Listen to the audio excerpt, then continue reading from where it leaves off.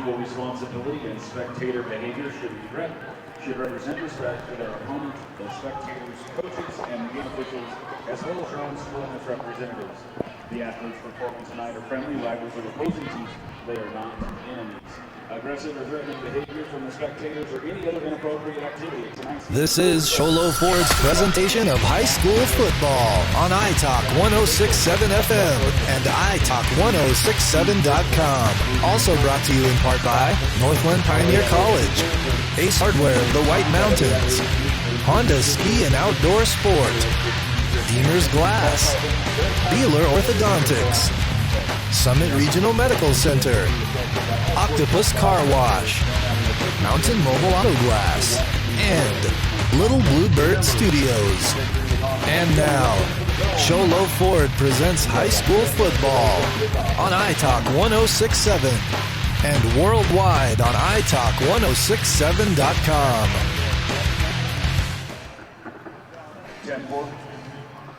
Very good evening, and thank you for joining us as the Round Valley Elks are playing host to the Phoenix Christian Cougars. Ladies and gentlemen, make some noise for the 2-1 Round Valley High School Pet Band. And getting ready to play host to the Phoenix Christian is 4-1 as I'm Derek Palmer alongside Aaron Hewish. As Aaron, the Phoenix Christian Cougars coming in with quite a resume, having only lost to the ALE Queen Creek club that has been plaguing everybody that's been running into it. So how are they going to match up here with the Elks? You know, it looks like they got a pretty balanced attack. I noticed that their quarterback, number 16, Jose Herrera, has thrown for about 600 yards and has also rushed. They've rushed as a team with, let's see, number 24, Man Freeman, for about 600 yards. I'll get the exact numbers on that in a little bit.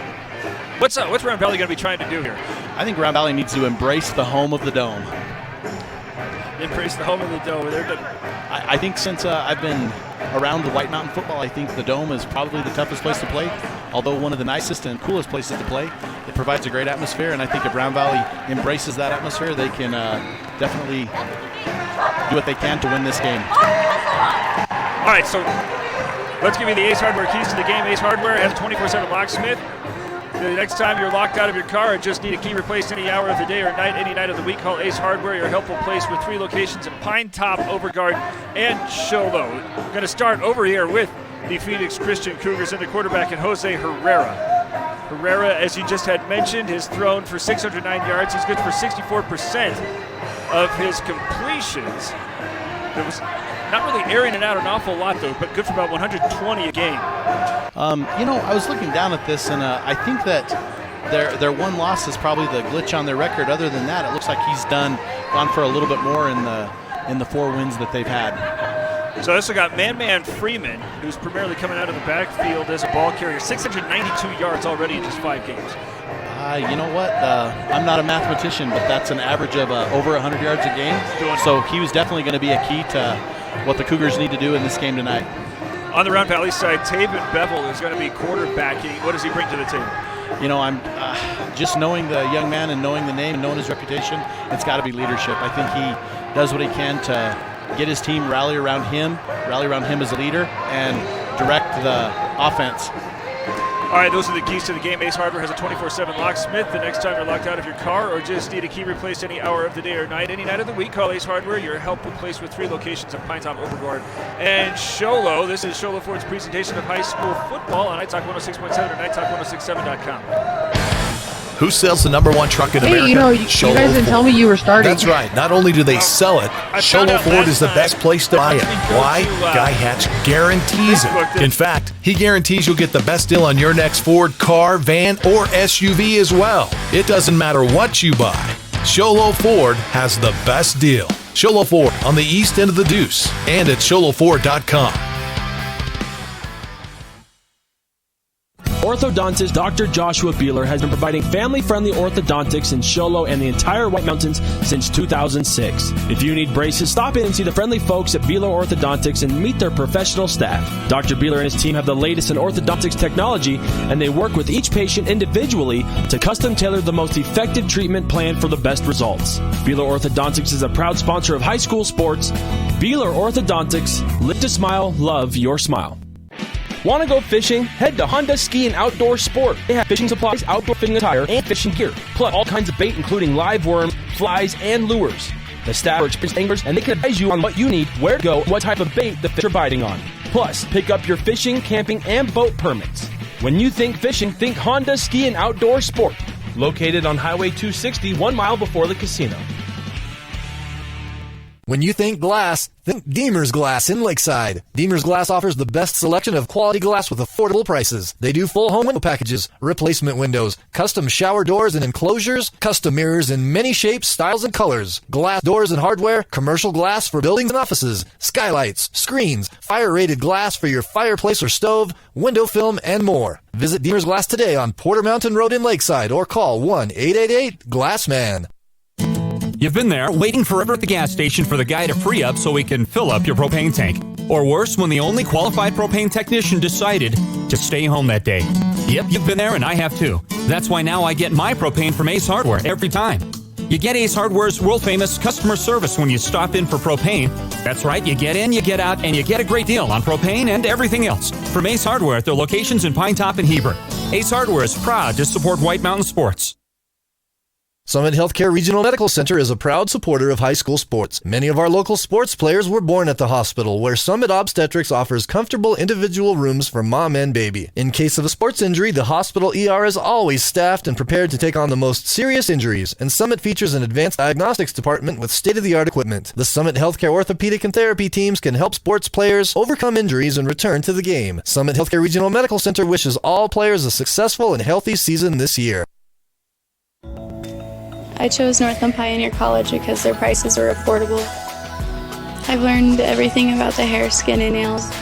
I've gained confidence in what I'm doing, so I'll be successful when I get out in the salon.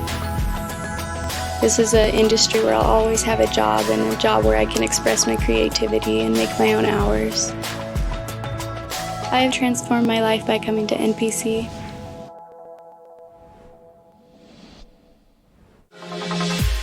I really wanted to work with robotics.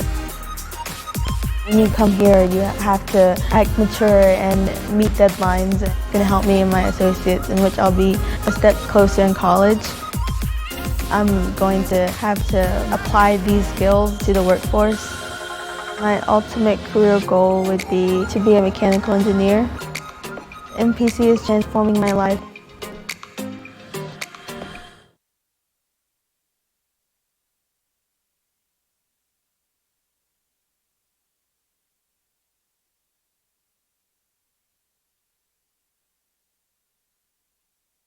As they're coming into this one, as Phoenix Christian having only really struggled through the one loss that it suffered against ALA Queen Creek, but otherwise has been dominant. But Aaron Hewish, what can you say about the caliber of competition that they have been running through?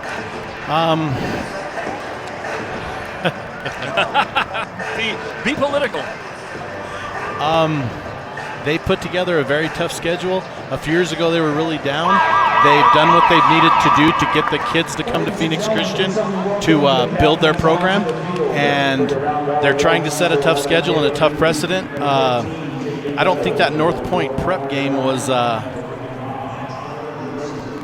what we're going to send it down to the field is Chuck Coleman is going to do the coin toss, a white hat.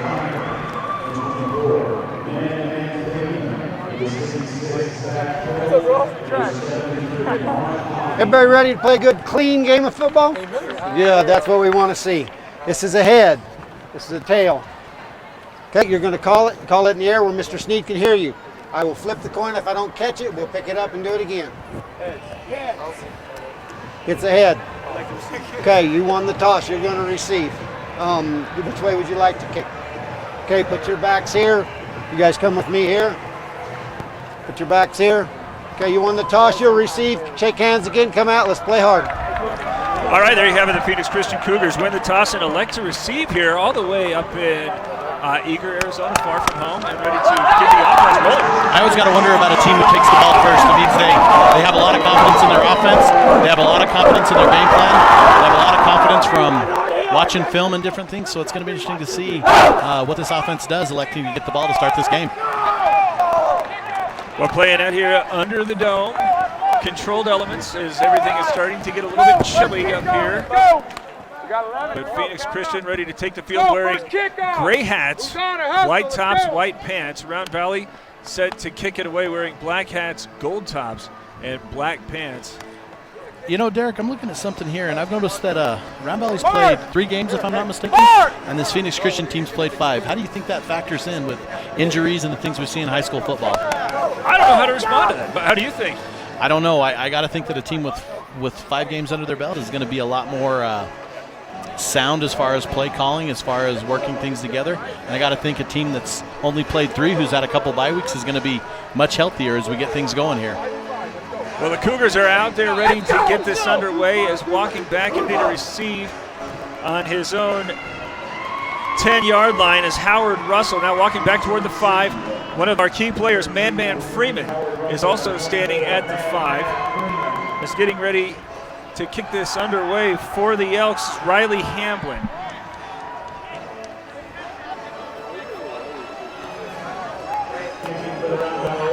All right, they're ready to get this going here as both teams looking to assign the other its second loss. Round Valley hasn't lost since the opening week when the Shola Cougars came in and had a little bit of an upset, I think some people would call it. Don't know if they call it as much at this point in the year. But that was how it read at the beginning as Hamblin has his hand up. He's ready to get it underway as he's ready and approaching, putting this one on the squib and right at one of the upmen who has it ricochet off of his chest and then falls on it.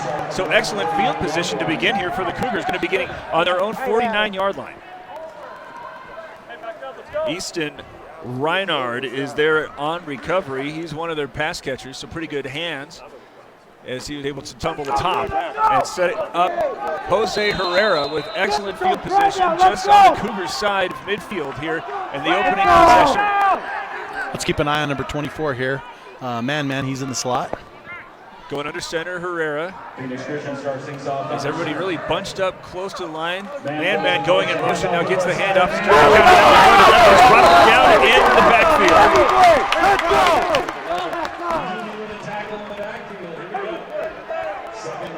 All right, so a loss on the play is just a loss of 1 for Freeman. And it sets up 2nd down and 11. And they really like to feed man. So let's see what they want to do now when they're working behind the sticks after the first play. 11 minutes and 28 seconds to go here in the first quarter. No score on the first possession, but already moving in the wrong direction. Another man lined up in the slot with Freeman in the backfield. No, instead they're going with Russell as he's going to try to go over the left side. Gets it across a 50 and then spilled out toward the far sideline as Wiltbeck brings him down after a 4-yard gain, but it sets up 3rd and long. It was a good read by Wiltbeck to get out there and do what he needed to do to make that stop. Calling it 3rd down and 7. Already penetrating into Round Valley territory after the opening squibber was a one-hop off of one of the blockers, is having to run from the sideline to bring in the play. Herrera again set to go into center. Freeman in the slot off to the left, single man split wide. As they fake the handoff, start rolling to the right. Herrera's pressured. Now sidearm throw is going to be grabbed at the 45 and then tackled forward over the 40 and enough for Mountain Mulatto Blast 1st down. Good with the reception there is Mike Ramirez. As that's a 10-yard pickup on 3rd and long, and very comfortable there. Running the passing play for the first time and converting on 3rd down. So 1st and 10 from the 38. Already in Round Valley territory. Opening possession here, 10 minutes and 10 seconds to play. Again, with a man in the slot on the left, instead they're going to give that straight to Freeman. Again, attacking on the left side. Turns the corner at the 30, and he's got some open field over the 20. Runs through one tackler at the 15, and then pushed out of bounds. And a late flag comes out. So clock stopped at 9:57. The first flag is out. And I think that this is probably going to be a little bit of extracurricular. Yeah, I think a little extracurricular on the out of bounds there. You know, that's something that they've emphasized and stressed is the safety of the players, and getting them out of bounds like that. Got a personal foul, late hit, Round Valley. Be half the distance, 1st down. So 27-yard run, had it down to the 11, and then half the distance to the goal, take it to the 6. 1st and goal after the Elk had forced a 3rd and long. That 10-yard completion on 3rd down between Herrera and Ramirez have really turned the field around. As now faking the handoff to Freeman, and again rolling to the right side. Herrera again now with pressure, tucking it as he's brought down around the neck in dangerous horse collar flirtation, we'll call it. But he was able to keep the hand out of the pads and bring him down after just a 1-yard gain. Trevor Wilson there on the stop. So Herrera, as the quarterback, has also been able to do a lot with his feet. He's run for 155 yards. There he gets his first, but it sets up now 2nd and goal from the 5. According to the stats we have, it looks like Herrera completes about 65% of his passes, and you said it well, he can do it with his legs. I think he was looking to dump it to that tight end across there. Moving the receiver off to the left side. Freeman is in the backfield. Also Ramirez, who caught the only pass, as Herrera's under center. Takes the snap, pitches it off to the left, trying to get it to Freeman, who's again looking for the corner. Strung out, though he's going to dive for the pylon and into the end zone for the score. From 5 yards out, man Freeman is able to get on the board first. And it looked as if the Elk had initially had him contained, but he had that second burst and was able to get the corner. Nice cut back there. So by my calculations, basically a 50-yard drive. I think Mr. Freeman was responsible for about half that. Am I not correct on that? He finishes with 31 yards. And the score is in, and kicking it after the high snap. It's down and up and good. 7-0 after Jason Cross punctuates with the extra point. 8:52 to go in the first quarter, and the Round Valley Yoko trailing 7-0. This is Shoulder Ford's presentation of high school football on iTalk 106.7 and iTalk1067.com. I chose NPC clear because for it 30. offers good quality education. Ultimately, I want to be a nurse anesthetist, which is the start to that path. And instructors want you to succeed, which is really helpful. I've learned a lot so far in just one semester. It's incredibly crazy how much I've learned. Northland Pioneer College is transforming my life by helping me achieve my goals in my career.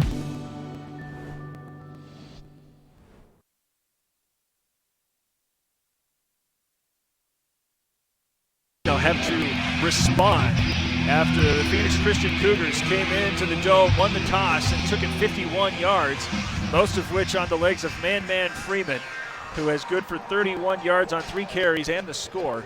But the big play was the third down conversion between Herrera and Ramirez when it looked as if the Round Valley defense was doing as it wanted. It looked like Round Valley was able to come up with a couple plays there, but it also looked like it might have been a little easy for the Cougars on that drive. Cross in to kick it away. As back to receive for the Elks. You see Jovan Ortiz in the middle. Off on the right side is Kyron Clark. Has a long approach and now a short kick angling toward Clark on the far sideline. He grabs that at the 18 and already at the wedge, trying to force his way through his blockers as he crosses over the 30 and is eventually brought down at the 31. So both teams ready to enjoy some pretty good starting field position. Round Valley's nowhere near as good as the Cougars, but still going to be getting to 32. That ain't bad. That's going to set the stage for Taven Bevel to come out and direct traffic. It's going to be interesting to see how they respond on this first drive of the game. Bevel, the senior signal caller. Both of these teams going under center. As some men right off the line off to the left. Bevel already under center. And a man coming in motion left to right gets the call, but a flag blows that one dead. Dead ball, false start, Round Valley. And a procedure penalty to begin. Not to play Mr. Obvious here, but that's not a way to start a drive on a I didn't see what team had like happened. Phoenix Christian. What were they whistling? I didn't honestly see it, Derek. I'm wondering if that left side where that bunch type set was took a step a bit early towards the line of scrimmage. We come out with the same formation. Now checking down, I think that it might have been lined up offsides. As Newby is off in the slot on the right side. Instead, they're going to hand that one back as there's an explosive run over the right side of the line over the 35. I think he got it back, Derek. I think he got a gain of 10 there. Got a gain of 10. I didn't see who was the ball carrier. I did not. Was it Jordan? Dylan Jordan, number 7, our ball carrier. 9-yard gain. And sets up 2nd down and 6 after the penalty. Now moving out from the gun, Bevel has Irigoyen off on his left. High snap as Bevel wants to keep this one, but it's being sniffed out. Still trying to get to the edge, but eventually pushed out of bounds. And there's no flags. The Round Valley fans are livid as Bevel was pushed off to this short sideline. And having already watched their Round Valley players get whistled for something similar, you can understand their frustration. You know, with the angle here, those of you who've been to the Dome know about that underneath that overhang there. And I honestly wasn't able to see if there was anything extracurricular going on out of bounds there. So I have to judge what these Round Valley fans are looking at. And they're an experienced football bunch, so I got to think that they saw something. Well, he's credited with a 2-yard gain was Bevel, so it sets up 3rd down and 4. This is a big play after the Cougars from Phoenix Christian had already marched and scored. Single back set again is this time to fake. The roll out, now trying to set it up where he's looking downfield, and eventually he's able to unload, but in and out of his hands as it was intended for Newby. And Bevel did everything he could. He delivered, and it was just dropped. It's kind of a heartbreaker because that puts them back in pretty good position on this drive. Penalties will get you. Unable to recover after the initial 5-yard loss on the procedure play. And it seems as if the Phoenix Christian team is at least ready if a fake to be attempted. Russell is back waiting to kick as this is a high hanger, and approaching him short at the 30. Takes Phoenix Christian bounce and continues to do so all the way back over the 35 and finally marked down at the 36. And Phoenix Christian will continue to benefit from excellent field position. Already leading 7-0 and having forced a 3 and out. So what's going to be the key here, Hewish, to trying to slow down Freeman? Round Valley's got to get a stop. Their outside backers are doing a pretty good job reading them on that first drive for a couple of those plays. Go back to what works best. Probably, it looks like they're coming out in a 4-3 defense. Not sure if it's a base defense, but it's something they're going to use to try to keep him contained and force him back in the box. Well, having marched 51 yards on the opening carry, 7:39 to go here, still in the first quarter. Russell is coming out on the right. Freeman will line up on the slot on the left of the line. Herrera, who is good on his only pass attempt for 10 yards, under center. As he takes the snap, this time going with Russell. Again, trying over the left side, gets to the 40 before he is knocked down, but they are really running hard at that left end of the line. Definitely running hard to that left side. Something I'm noticing here is it looks like that Round Valley definitely is undersized on the line, but they sure are doing what they can to get through and do their best to hold those big offensive linemen. Russell now with 7 yards on 2 carries, sets up 2nd and 8 as they're spotting him just shy of the 40. Man split wide out to the left is Jeremiah Montgomery. The usual suspects again bunched up in the backfields. They fake the give to Russell. Herrera now again with the sidearm look, trying to get this one to Freeman, but it's overshot and incomplete. Another 3rd and long opportunity for this Round Valley defense. Great defense there. Which element specifically? They had a pass rush on. They did that last time, but it was close enough to the goal line where he was able to dump it off. I've been pretty impressed with their outside backers here. They definitely have done their homework. I know this Round Valley coaching staff spends lots of time in the film room watching this, and they've picked up something with these outside backers and made them a key to this game. And if they keep it up, we have a good chance. Familiar circumstance for the Elk. 3rd and long, trying to get the defense off the field with 6:55 to go in the first. Same formation for the Cougars. So now Russell moves off to the slot on the right side, taking a peek back at the sideline, and it looks like somebody's about to change, but hold the phone.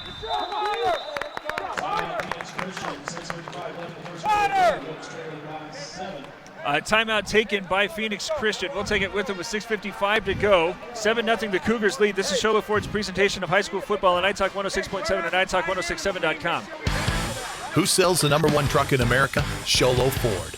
That's right. Not only do they sell it, Sholo Ford is the best place to buy it. Why? Guy Hatch guarantees it. In fact, he guarantees you'll get the best deal on your next Ford car, van, or SUV as well. It doesn't matter what you buy.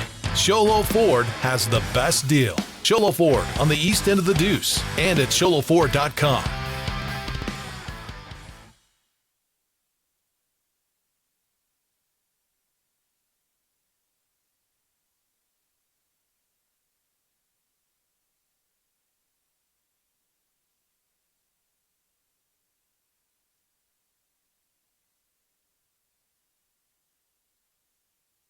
now swings it back to the left side. Offset eye behind Herrera, who is going to go with Freeman. Makes a man miss in the backfield, but then is surrounded by Round Valley players after he picks up 3.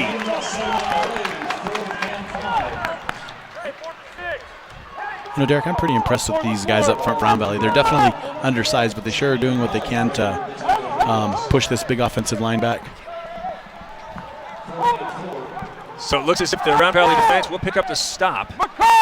And that was big after allowing the 51-yard drive to start and then going 3 and out on their opening possession. The Elks, though, set to get it back as walking back to receive this one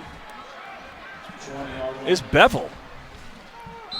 Oh, they were going to fake that, but flags come out as a false start was had. Dead Herrera ball. came up, False start, and had that one snapped directly to him.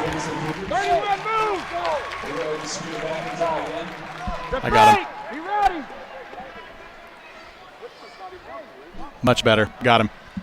All right, so 6:09 to go, and there's the first penalty whistled against the Cougars. 6:09 in the first.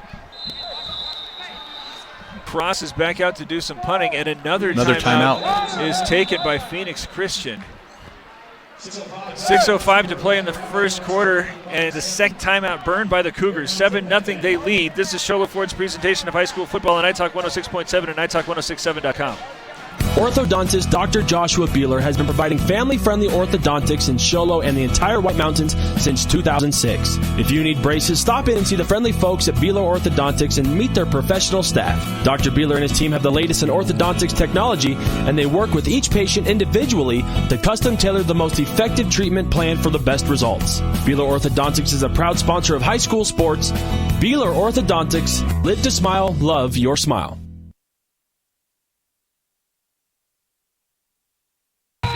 7-0, Phoenix Christian leading, but here in the last 3 plays have had to use 2 timeouts. We'll see if that has any influence on the final moments of the half. As Cross is out to kick, they did just attempted a fake, but instead this time we're going to let it fly. Bevels slowly approaches as he has this one out to 34 and opts not to do the fair catch thing, as that was actually the 29, but there was already a tackler awaiting, as Edgar Sayas was waiting and ready. And an interesting decision as it's going to set up the Elk with some pretty good field position with 5:57 to go, right around where they had started last, and were burned by an early procedure flag that ultimately would have negated a first down. So they come out now, splitting it out a little bit wide, with a couple of receivers going to the right side. Bevels again going to use the shotgun. I believe the man standing next to him is Irigoyen, who gets the call, trying to make a move, stepping to his left, and gets down through the first wave of defenders, cuts it out to the left, he furthers, he goes over the 40 and all the way down, approaching midfield. Pickup of 20 on that first yard carry, and he had to do it all as he was met at the line. Great second effort. I noticed the outside backer is number 24, Man Freeman, so he plays double duty for this Cougar squad. Looking at it, it looks like we have a lot of both-way players for both teams. Of course, Round Valley, with their numbers, has to have a lot of guys go both ways. Looking at the numbers now, and Phoenix Christian's doing the same. Wilbank coming in to play tailback after that Mountain Mobile Autoglass first down, moves the chains out to midfield. 7-0 Round Valley trailing, but now moving it as they're going to pitch it out to the right side, and Wilbank cuts it again to the left as he crosses into Phoenix Christian territory and is brought down shy of the yard marker, but good for 9 yards. Give Wilbank credit on that cutback there, but also you got to give credit to the offensive line. There were 2 Cougars down on their backs at the end of that play. Great job by those men up front.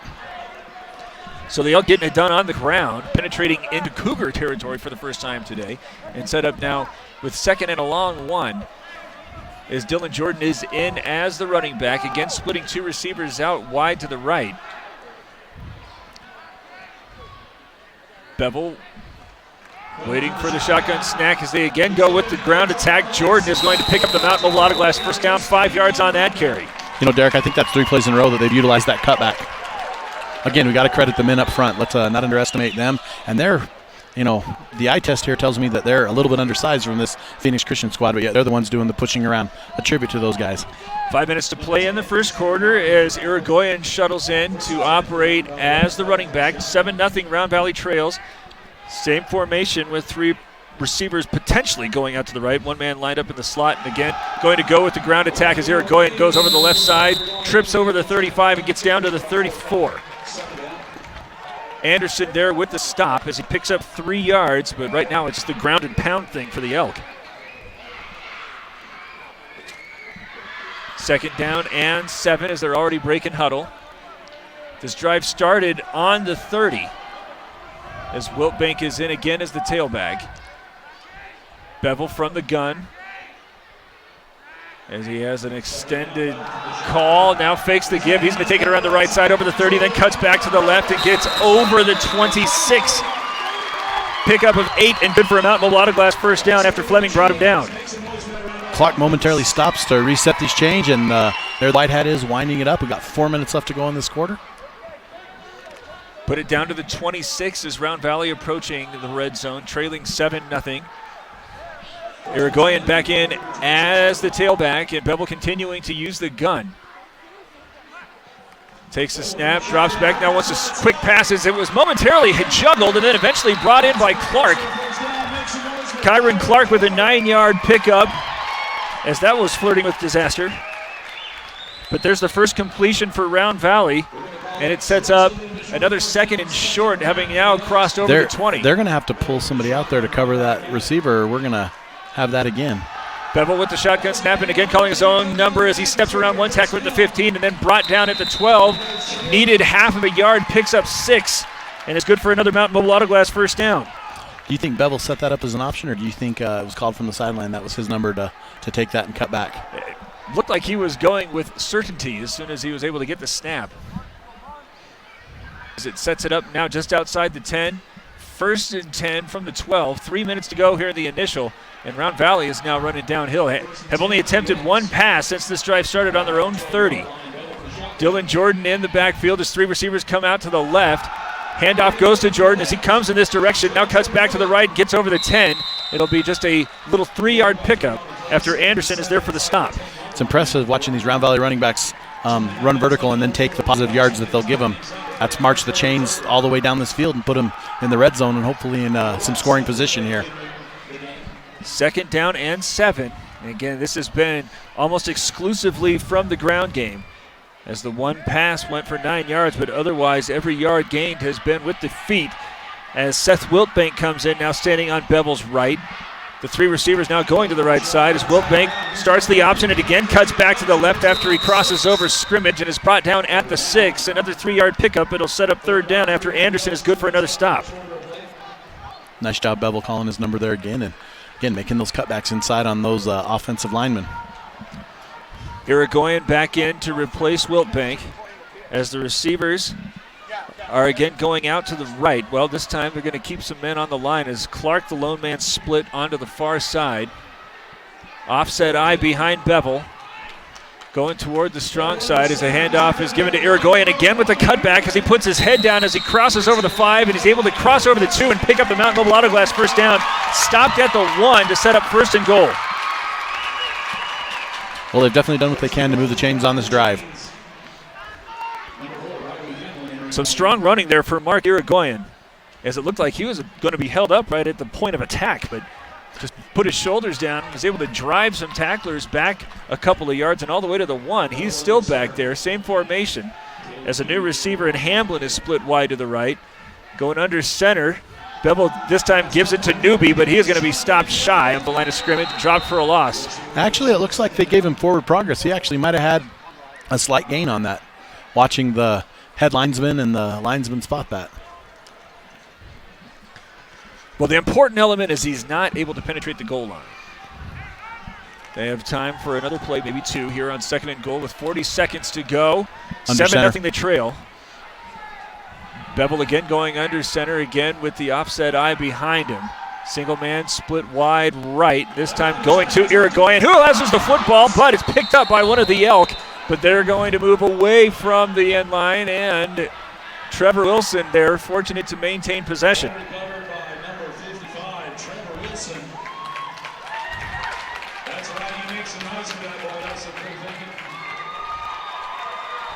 So here's a third down play, which will have to begin the second quarter. The Round Valley Elk able to come up with a long drive, now trying to tie it up, but they're 3 yards shy right now. Trailing 7-0 after the first quarter. This is Sholo Ford's presentation of high school football on iTalk 106.7 and iTalk1067.com.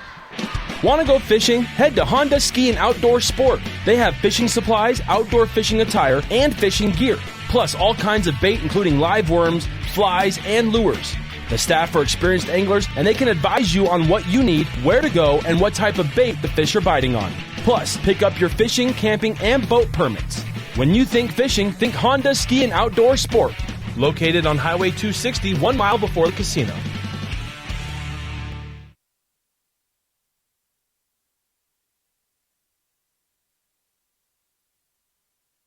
Guy and came forward. All right. 15 seconds.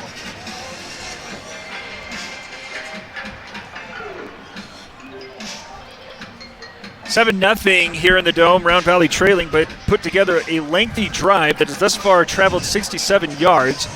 But the last play nearly gave it back as Irigoyen was trying to crash through the right of the line and then wound up fumbling the football. But it was recovered, though, back to the 3, which having had 2 cracks on the ground and not able to get it through here. Do you want to go ahead and see if you can't send it in through the air? I'm honestly thinking forward. I'm thinking whatever play they're going to run here, see how it works. But I'm honestly in my mind going, if you miss it, you kick it, you go for it. I'm not seeing what they do here, but I don't think a play action rollout, try to hit that tight end. I believe, was it Slade that was lined up in the slot a while ago? Or it's number 62. They have a offensive lineman. Hogel's out there in the backfield, but wearing an offensive lineman number. Going to keep it on the ground as Irigoyen again has to make a man miss in the backfield. This time stood up. Freeman, Russell were there, but the initial tackler, I believe, was Anderson.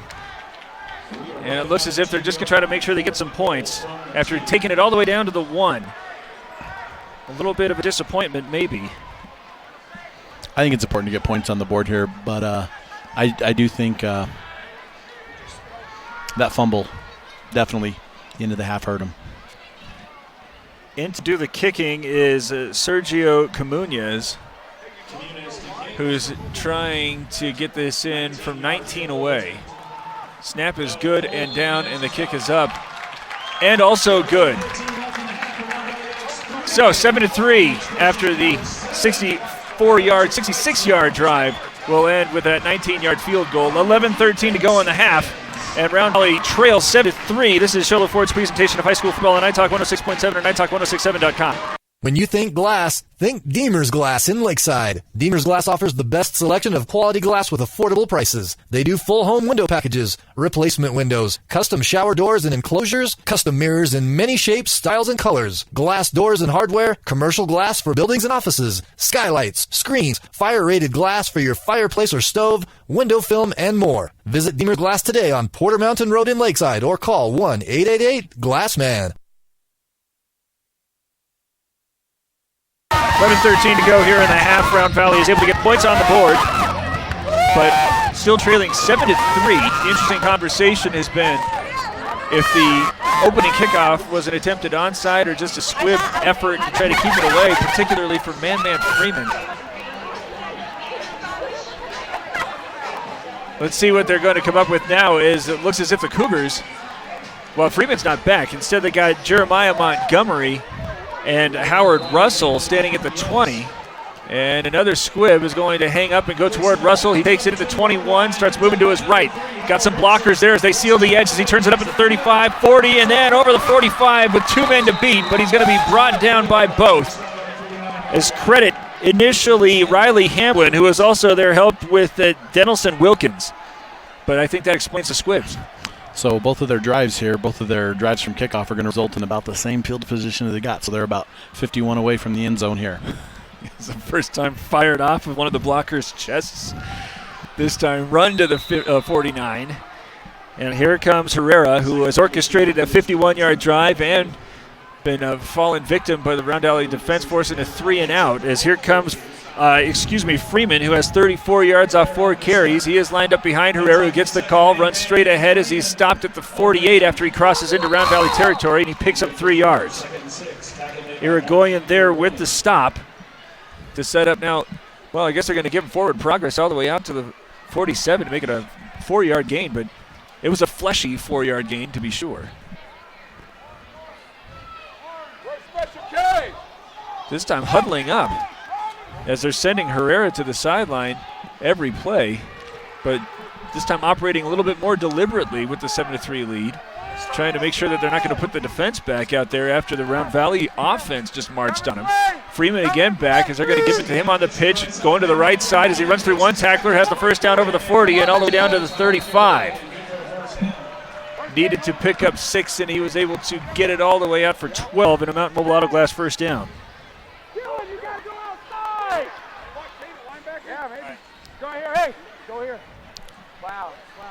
Clock stopped with 10:16 to go. And at least in the early going of this sequence, it seems as if the big Cougar adjustment is feed man-man, as he has had the 2 carries to begin, all the way down now inside Round Valley territory to the 35, and setting him up now in the slot off to the right. Only man in the backfield looks to be Ramirez, as Russell is off to the left. Now coming in motion is Freeman, and instead going to go with the single back and Ramirez, who steps toward the left and picks up a couple of yards. He was slow moving, but was able to pick up a Deuce. It seems that they're using Freeman to work off tackle, and they're using Ramirez as the workhorse. Well, the Round Valley defense has had some success in these long second down plays. As now splitting out wide Montgomery with Freeman and Ramirez in the backfield. And they're going to pitch it again to Freeman, again trying to get it off to that right side where he is met at the 30. Caleb Newby there was taken for a little bit of a ride, but he was able to eventually bring Freeman down, though not after he picked up another few. And instead of one of these mid-range third down plays, the playbook is going to spring wide open here for Herrera. I've got to think that this is 4-down territory. Herrera coming back over. He's got Freeman over there. I got to think that the Cougars are looking 4-down territory. I wouldn't be shocked to give a Freeman off tackle to the left here. Does seem as if they have a pretty good weapon in their kicker as well, as he had some very loud sounding boots to begin. As Russell now moves into the backfield, he's going to get the call again, trying to go over that right side where he steps back to the left, and looks like he is very close to the Mountain Mobile Auto Glass first down at the 25, and there's the signal.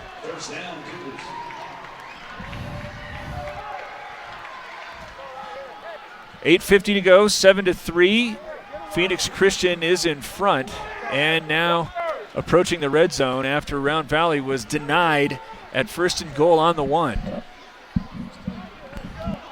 So let's see how big that defensive stand's coming into play as the Cougars, well, now hold the phone. They've already had to use 2 timeouts in the first quarter. They're going to take another one, having picked up that first down to set it up 1st and 10 on the 25 with 8:28 to go, leading 7-3 here in the Dome. This is Sholo Ford's presentation of high school football on iTalk 106.7 and iTalk1067.com. You've been there, waiting forever at the gas station for the guy to free up so we can fill up your propane tank. Or worse, when the only qualified propane technician decided to stay home that day. Yep, you've been there and I have too. That's why now I get my propane from Ace Hardware every time. You get Ace Hardware's world-famous customer service when you stop in for propane. That's right, you get in, you get out, and you get a great deal on propane and everything else. From Ace Hardware at their locations in Pine Top and Heber. Ace Hardware is proud to support White Mountain Sports. Phoenix Christian is leading. We have senior field correspondent Ron Everingham with an update on Sergio Comunez. Yeah, thanks, Derek. Down here on the sidelines. I talked to Sergio. He says that he turned his ankle on Tuesday, and so he's limited for tonight, but he is going to take care of all the field goals for the Elks tonight. All right, thank you, Ron. Well, that answers that. As after the final timeout is burned for the Cougars, they got split backs behind Herrera is under center, leading 7-3. From the 25, fakes the give, now drops back and throwing into double coverage, nearly intercepted by Wiltbank. Got Montgomery turned around looking for a flag, and he might have a case. It was good old-fashioned pass coverage there by the Elk. You know, Derek, I got to think about this team coming up from the Valley, Phoenix Christian, as it were. They burned all 3 timeouts with 8:20 left in the second quarter. I got to wonder if the altitude or anything like that affects these guys coming up. Of course, we're in controlled weather conditions, but that doesn't always mean your wind is going to be the greatest. No, you already referenced they are playing their 7th game here, having yet to have their bye. 7-3 now facing a 2nd and 10 as the handoff goes to Russell again, trying to get to the right side. This time there is surrounded by 3 Round Valley tacklers as one of his blockers couldn't shed his, and that kind of held up everything. I can't see who was on him, but Clark is going to get there for the stop. Great swarm, but more importantly brings up a 3rd and long.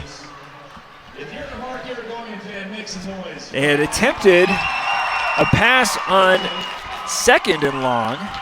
First and no, long. that was on 1st and 10. 1st and 10. Beg your pardon. So, and it was well covered. They generally only have the one wide out, as they also like to leak Ramirez out of the backfield. And he's going to set up right now with a couple men in each slot. Now Montgomery coming over to the left side. This is a passing situation as Freeman's going in motion to the right side. They fake the handoff to him. Now as they're going to try to drop it off over the blitz, but instead it's going to sail and fall incomplete. It didn't look like Herrera was able to even get his footing when he turned around and saw the yellow jersey. He just kind of, passed it over the top of his intended receiver. So Cross seems to be a bit of a weapon. This would be, a 42-yarder? And I don't think they trust him. So Herrera's coming back out. And they're, if nothing else, trying to turn the field around. They're on the Round Valley 25 and ready for a 4th and 10 effort. Montgomery goes out wide to the right. Russell's in the slot in the same direction. Freeman in the slot on the left with Ramirez the single back. Herrera under center. As Russell comes in motion and they fake that to him, but a flag comes out. And there is a procedure penalty against the Cougars. If they would have had a timeout, it would have been a great opportunity to come and try a hard count to get them to jump, but apparently 3 is all you have a half. That moves it back to the 30. Herrera's going to the sideline. And this is a personal thing, I've never been a huge fan of sending your quarterback over to the side. I'm not a mathematician, but I got to think that adds an extra few steps every game to head over there and do that. So they're going for it again here on 4th and 15. This time Freeman's going to go into the backfield alongside Ramirez. Herrera under center. As here's the snap, the give straight over the left side to Freeman, who gained 7 yards, but he needed 15, and the Elk will get the stop. With all their timeouts. 6 minutes and 50 seconds to go. Last time we saw the Round Valley offense, it was ground and pound. Bevels attempted one pass, had it completed for 9 yards, but otherwise they're using the stable of running backs, especially Irigoyen, who while he was able to get him down to the 1, his last 2 carries went for negative yardage. That included a fumble. But he's getting the nod here, at least at the start, as he's going to stand on Bevels' right. 3 receivers coming off to the right side, one of them in the slot. As Bevels from the gun hands it off, fakes the give and throws it up high. It was brought down by Clark, and he will be brought down after about a 5-yard gain. Montgomery there for the stop. I don't have the stats in front of me, Derek, but one thing I'd be curious to see is the Round Valley success seems to be out of the gun in this first part of the game here. I'm not sure if that's a coincidence or if it's something they've worked on or just, what's making it work. When they went down to the goal line, they got out of gun for obvious reasons, but we'll see what they do here. 2nd down and 4, moving the receivers to the left. And as the running back seems to be Jordan. As Bevels again operating from the shotgun. Fakes the give. Now he's going to call his own number. Gets over the 30 and spun down close to the 34. And it will be a Mountain Mobile Auto Glass first down after he picked up 7.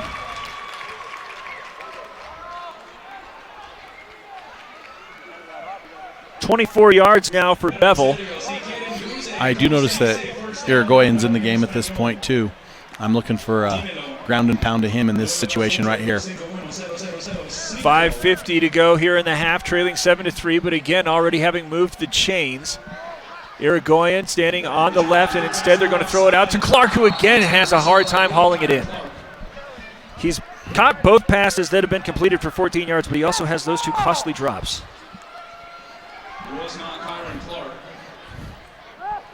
Soderquist was the intended receiver that time. So, withdrawn, Clark. But it sets up 2nd and 10. Jordan in as the running back. Same formation with the receivers going to the left of the line. And this time the give will go to Jordan as he goes over the left side through the initial round of tacklers. Gets over the 40 and down to the 42 to set up 3rd and short. Jordan now with 24 yards. Irigoyen likewise. Bevels the same.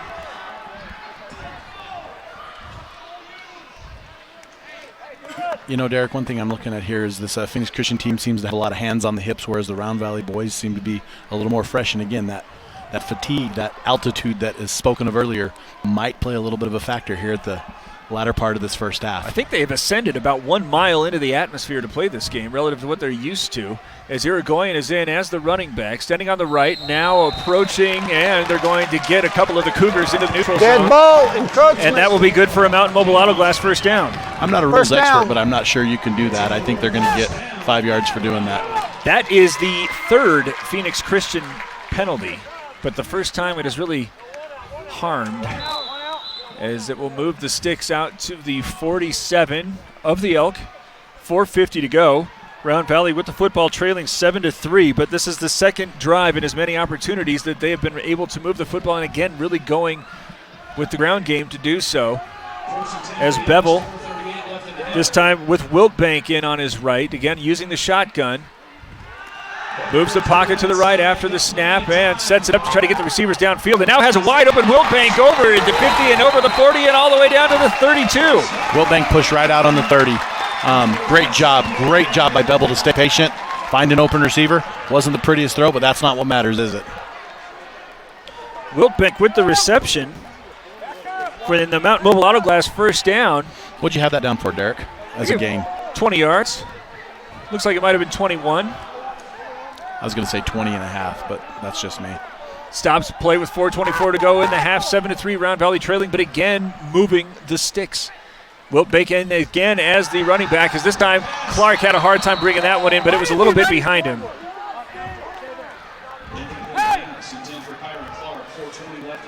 That makes Bevels totals now 3 of 6 for 34 yards. But it sets up again 2nd and 10. Interesting now, throwing it on first down on the last 2 opportunities. They have had some success with the run. They have had some success with it, so I definitely don't have any kind of shock to them doing that. 3 receivers off to the near side as Round Valley moving left to right. Irigoyen is in the backfield, but this time Bevels calling his own number, gets the edge as it was sealed by Irigoyen, crosses the 25 and is tackled forward to the 21. Great job on Newby for getting that block and sealing that edge and coming around. He had his hands extended. It looked like a very clean play. It looked like it was something that you're allowed to do by the rules of the game, and sprung Bevel to get that 3rd and short now. Gain of 9 moves it to the 22, 3rd and 1, with the clock tipping under 4 minutes to go. Jordan in as the running back. He's moved over to Bevel's left. The receivers likewise. As this time Jordan gets the call, steps to the left, has the first down over the 20, still on his feet to the 10. Great push up front by the Round Valley offensive line. A little shout out to the guys in front. Wilkins, number 72, helping create that hole. Maybe a little push, maybe a little up. I kind of feel like Phoenix Christian's a little bit tired here, and they have no timeouts. That Mountain Mobile Auto Glass first down moves it inside the 10. Second time here that the Elk have been able to get into a 1st and goal situation as Irigoyen gets the call, trying to get to the right side, but it looked like he might have had a little bit of a hard time with the exchange. Something held him up, and he was slowly making his way to the line. It looks like they're going to mark Irigoyen with a loss there. Not quite a yard, but it still puts us at 2nd and goal on right about the 10. Clock continuing to move as the winded Cougars. This is going to have a double impact on them. They're having to stay out here and defend, and almost all these guys are offensive players as well. Yep, especially these linemen. Not all of them, but quite a few of them. Bevel fakes the give, calls his own number on the option play, moves to the left, gets to the 5, and is into the end zone for the touchdown. Like we spoke of early in the game, his leadership, but that right there was just straight athleticism, turning that corner, outrunning Fleming, the defensive back, making it and putting 6 on the board for his team. Coming back out to kick it away is Commune, as right now his team's leading 9-7 and having orchestrated 2 lengthy drives, but this time able to get into the end zone. And Commune with that heavily wrapped right ankle. Yeah. Well, they both look like they got an awful lot of tape. This time the snap is low, and he's able to get this one up, and good. Not quite the kicks we usually expect from him, but enough to put through the uprights and give us the 1. 10-7, Round Valley leading with 2 minutes and 40 seconds to go here in the half. This is Shoulder Ford's presentation of high school football on iTalk 106.7 and iTalk1067.com. Summit All right, you're Healthcare clear for Regional 30. Medical Center is a proud supporter of high school sports. Many of our local sports players were born at the hospital, where Summit Obstetrics offers comfortable individual rooms for mom and baby. In case of a sports injury, the hospital ER is always staffed and prepared to take on the most serious injuries, and Summit features an advanced diagnostics department with state-of-the-art equipment. The Summit Healthcare orthopedic and therapy teams can help sports players overcome injuries and return to the game. Summit Healthcare Regional Medical Center wishes all players a successful and healthy season this year. Round Valley now leading 10-7.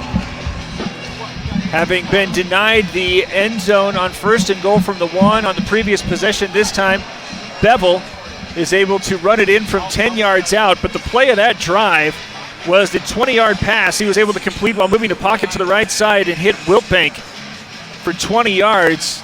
That picked up the biggest chunk that the Elk needed to get the lead for the first time today. Now the interesting thing is, what are they going to do with the kickoff, as they have tried to squib it twice. The first time it hit one of the upmen in the chest, gave Phoenix Christian possession on the 49-yard line. The second time it was run to the 49 as they'll put a little air under it, but it's going to be taken on the fly by Russell, and stepping through some traffic, he gets to the 40 before being brought down by Wiltbank and Clark, but still excellent field position.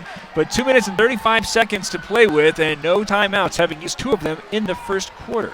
That's a dangerous position as a kicker, to kick it right to the up back, especially when I'm pretty sure Commune has done their kicking duties as far as kickoffs for most of the year, and having to adjust that with him and his ankle this week could be somewhat of a factor as we move on. Not having that threat. Sometimes a good kicker can be a decent threat. Only completed 1 of 4 passes as well, and that was in the opening drive. This looked like a winded unit when they were playing defense. Let's see if they have a little extra spring in the step when they come out on the right side, as Russell and Freeman are in the slots. Now coming to the right side is Freeman. They fake the give. Herrera runs through one tackler. Now he's going to go downfield where he has Russell over midfield, and he runs through one tackler to the sideline. He's in the 20-10-5 touchdown. It looked like he was going to be brought down in the backfield for a sack. Instead, Herrera is able to avoid and then hit Russell for 59 yards in the score. Something else is the back judge was on a 5 count, and by my count, he was almost ready to throw the yellow flag, and they got that thing snapped off quick and down the field, and result of the play. Russell, the leading receiver, with 11 catches for 258 yards prior to that one. That, again, 59 yards. Cross is going to come in. Does that put Herrera over 100 in the first half? No, it's just 69, as Cross's kick is up and good. So a one-play drive for 59 yards, and I guess that's one way to try to avoid any sorts of windedness, as it is a quick recapture of the lead. 14-10, Phoenix Christian leads with 2:23 to go. This is high school football. Shola Ford's presentation of high school football on iTalk 106.7 and iTalk1067.com. All right, you're clear for 30. Who sells the #1 truck in America? Sholo Ford. That's right. Not only do they sell it, Sholo Ford is the best place to buy it. Why? Guy Hatch guarantees it. In fact, he guarantees you'll get the best deal on your next Ford car, van, or SUV as well. It doesn't matter what you buy. Sholo Ford has the best deal. Sholo Ford on the east end of the Deuce and at sholoford.com.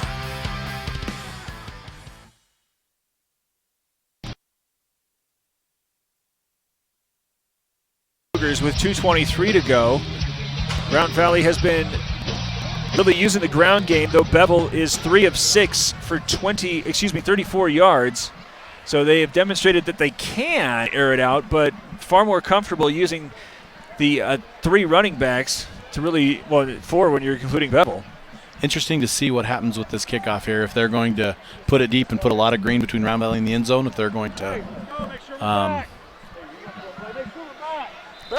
come up with a different strategy. The Northland Pioneer College kickoff, as they're going to kick this one short, and it's angling toward Jordan as he takes it at the 15, comes to his left, and cuts it up to the 25 before he is stood up, but brought down after a pretty good gain. Northland Pioneer College kickoff. When it comes time to kick off your college education, choose the college with the lowest tuition in Arizona. That is Northland Pioneer College. So, going to set it up again on the 30-yard line.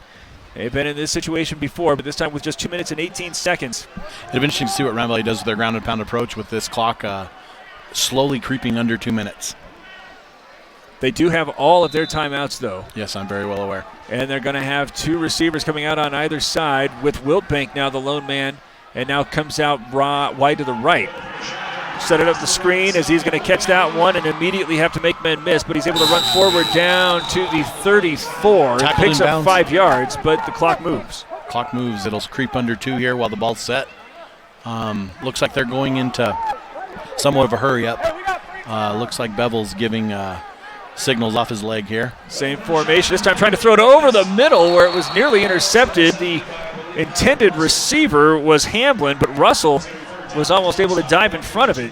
Does stop the clock with 1 minute and 52 seconds to play here in the half, but it's 3rd down and 6. They do have all their timeouts. I think what they're going to do is regroup here, get a play call, try to utilize their run game on this 5-yard. Possible 4-down territory, Derek? Owen Young now is in at quarterback as he sends Jordan in motion to the left. Young with the short drop, throwing it toward the near sideline where it's again in traffic where Clark was having to adjust his route and come back toward the middle of the field, but couldn't bring that one in. I think that he might have not needed to start angling toward his left as he was running up the sideline. And Bevel will come out now to punt.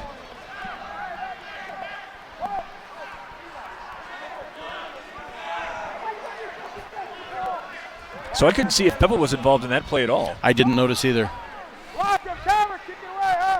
Everybody really close to the line of scrimmage here. Is Bevel nobody back for Phoenix Christian. Is punting this one to an empty field. And this one, that might get a great roll.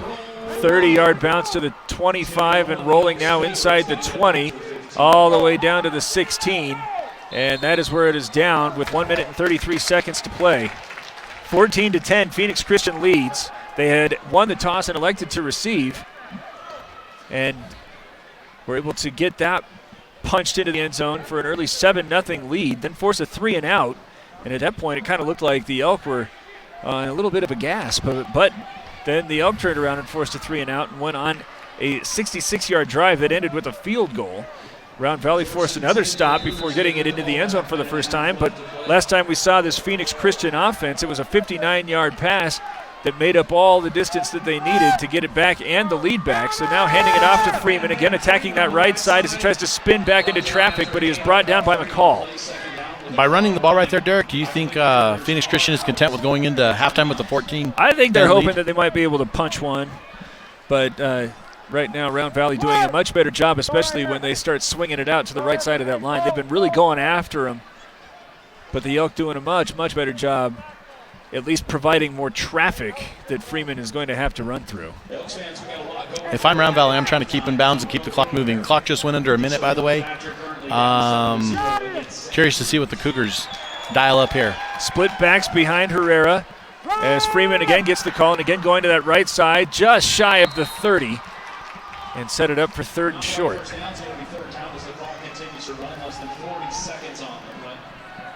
So they'll have to run. 3rd and short, and I don't know what Commune's health status is, but if they could get a stop here and call a timeout, they could possibly, if punting situation, go for it, maybe put some points on, but I doubt that's going to happen.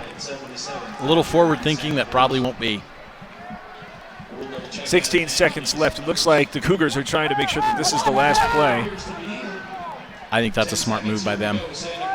Handoff to Russell as he tries to get to the right side. Eventually turns the corner and picks up the Mountain Mobile Auto Glass first down, but he is tripped up and will be minimized to a gain of just 3. Hey,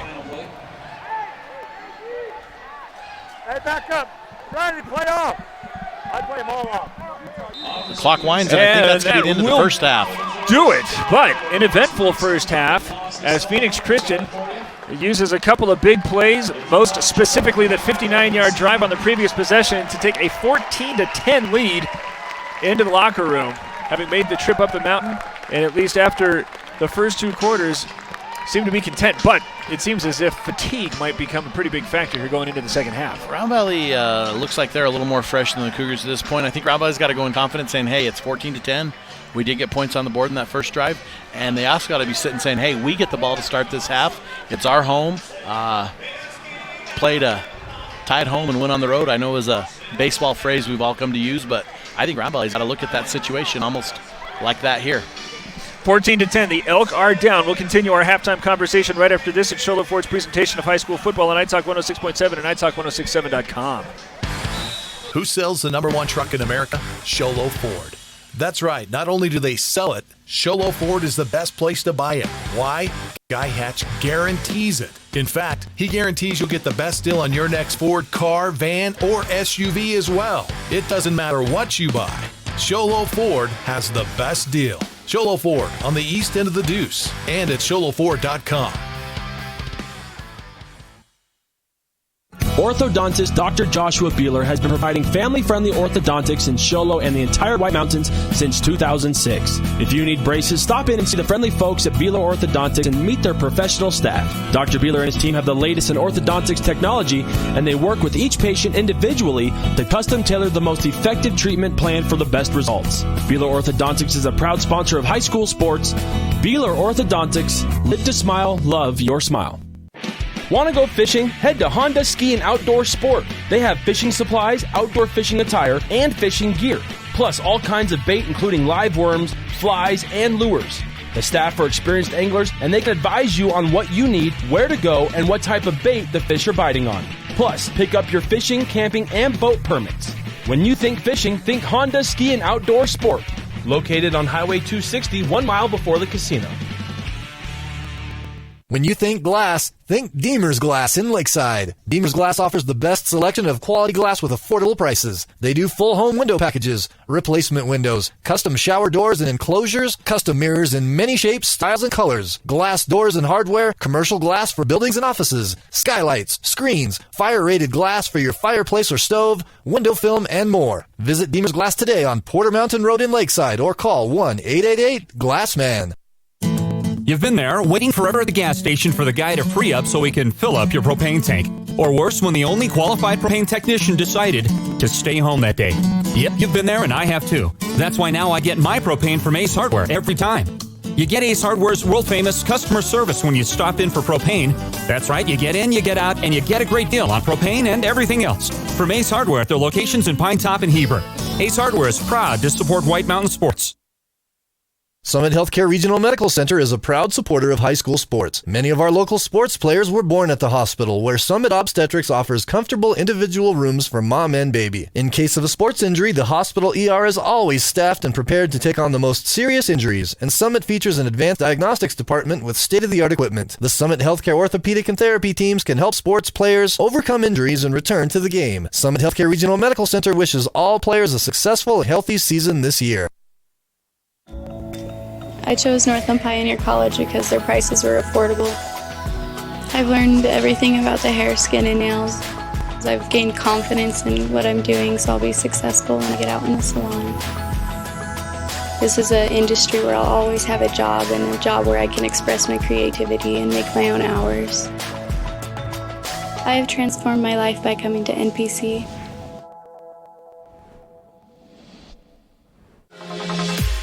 I really wanted to work with robotics. When you come here, you have to act mature and meet deadlines. It's going to help me and my associates, in which I'll be a step closer in college.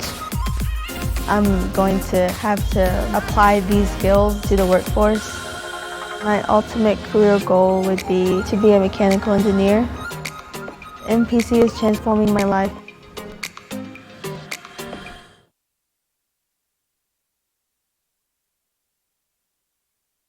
Phoenix Christian 14-10.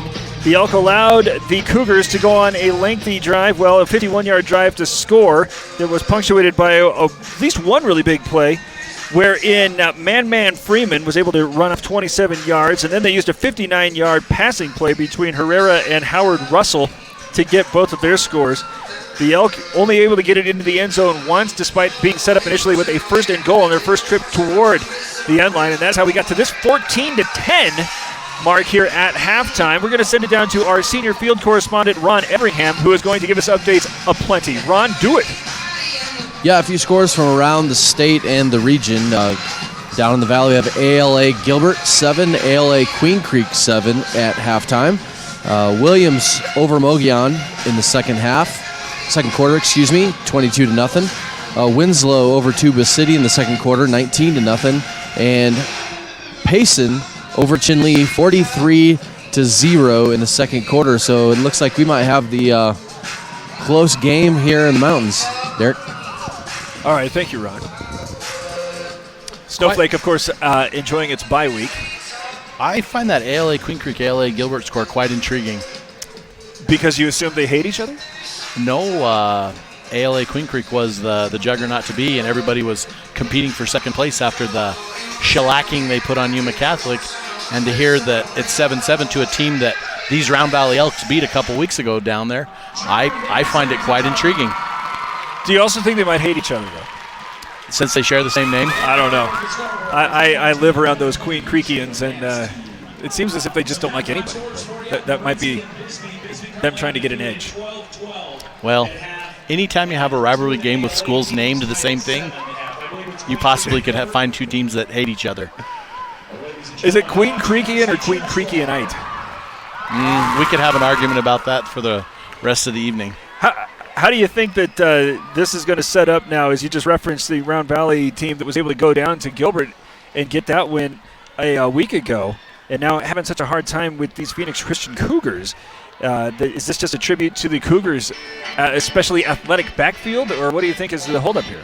I'm not sure, because this is a Cougar team that went into that ALA Queen Creek and got beat a few weeks ago. I think the score was I'm not exactly sure on the score, but it's one of the reasons we play the game. We don't just look at the stats and the figures. We go through and we have to play the game. So what I'm seeing by that is it's a Round Valley team that's pretty resilient, that seems to travel pretty well.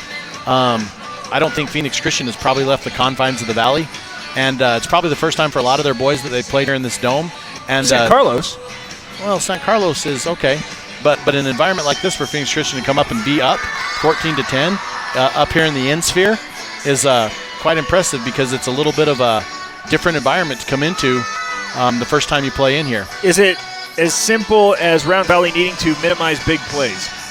Oh, absolutely. Round Valley left, I believe he had a 59-yarder, and what was the long run for? 27. 27's not a huge run, but... well, when you're playing with half the field, though, that is pretty big. And I also believe, and I don't think we can state this too much, is Round Valley did have first and goal, I believe, less than the 3, because it looked like where they spotted that ball was below the 3-yard mark to the end zone, and that fumble put them back inside, and they were able to get a field goal out of it. Otherwise, it's a 14-13 minimum game here. Yeah, no, that was actually inside the 1 where it had initially been set up, and having been burned by a fumble and then just a big surge from the Phoenix Christian front. And that, I think, is one of those big plays that we can continue to discuss, is that it didn't go for a huge loss or anything like that, but they were able to get that surge and then, if nothing else, just keep them out of the end zone, which is the difference. Something else I've been noticing, too, is that it seems like we've had a pretty clean game as far as penalties go. Although, Phoenix Christian had the encroachment that gave Round Valley the first down. I think I had 3-1 in penalties, and I'm not positive on that number. How about David Bevel, who has gone 4 of 8 for 38 yards. Both of his pass attempts have been kind of a little dink and dunk, but he did have one good for 20 when they were rolling the pocket out, and was able to actually get it to his running back at Wilbank. That was good for those 20 yards. Do you think that he's shown enough where you want to kind of open it up a little bit, or have they been doing so much with the ground game that you just keep on going? I think the play action has set up those long passes. If they can keep the ground and pound by the stable of running backs that you're referring to, I think that play action could come into a huge factor at the end of this game. I still think fatigue may play a factor. It looked before that long play that Round Valley had them on the ropes, essentially, that Phoenix Christian had the hands on the hip. The body language from up here told me, hey, we are tired. And Round Valley, unfortunately, didn't stomp and take advantage of that like they probably could have. They allowed that big play. Otherwise, they're going in with the lead at this point. Well, we make frequent reference to that first and goal at the 1 that was denied, but also just so close to denying that long play when it looked as if Herrera was going to be brought down for a huge loss, but he just kept retreating and stepped out of the tackle and then set himself up to be able to get it out to his leading receiver in Howard Russell. But this game of inches where the Elks couldn't take advantage of being set up just inches away from a touchdown and then just inches away from a big loss, this probably have a completely different complexion. As tired as that defense looked, if they were able to get that sack, and who knows how they were going to respond to that. Well, something else you kind of alluded to there, one of the things that you kind of alluded to there was we're not giving credit to the Cougar defense. I just don't think that they've come up with a play. Round Valley, for all intents and purposes, kind of missed their opportunity there on that 1st and goal wasn't something that the Phoenix Christian defense did. So we're not sitting up here talking about how great the defense is, which maybe that's something Round Valley can exploit as this game continues. We just have to be happy that we're at a 14-10 ball game and we're watching some great high school football, small school high school football. That it is. It's 14-10 at halftime, and we will continue our conversation right after this at Sholo Ford's presentation of high school football on iTalk 106.7 and iTalk1067.com. Who sells the #1 truck in America? Sholo Ford. That's right. Not only do they sell it, Sholo Ford is the best place to buy it. Why? Guy Hatch guarantees it. In fact, he guarantees you'll get the best deal on your next Ford car, van, or SUV as well. It doesn't matter what you buy. Sholo Ford has the best deal. Sholo Ford on the east end of the Deuce and at sholoford.com.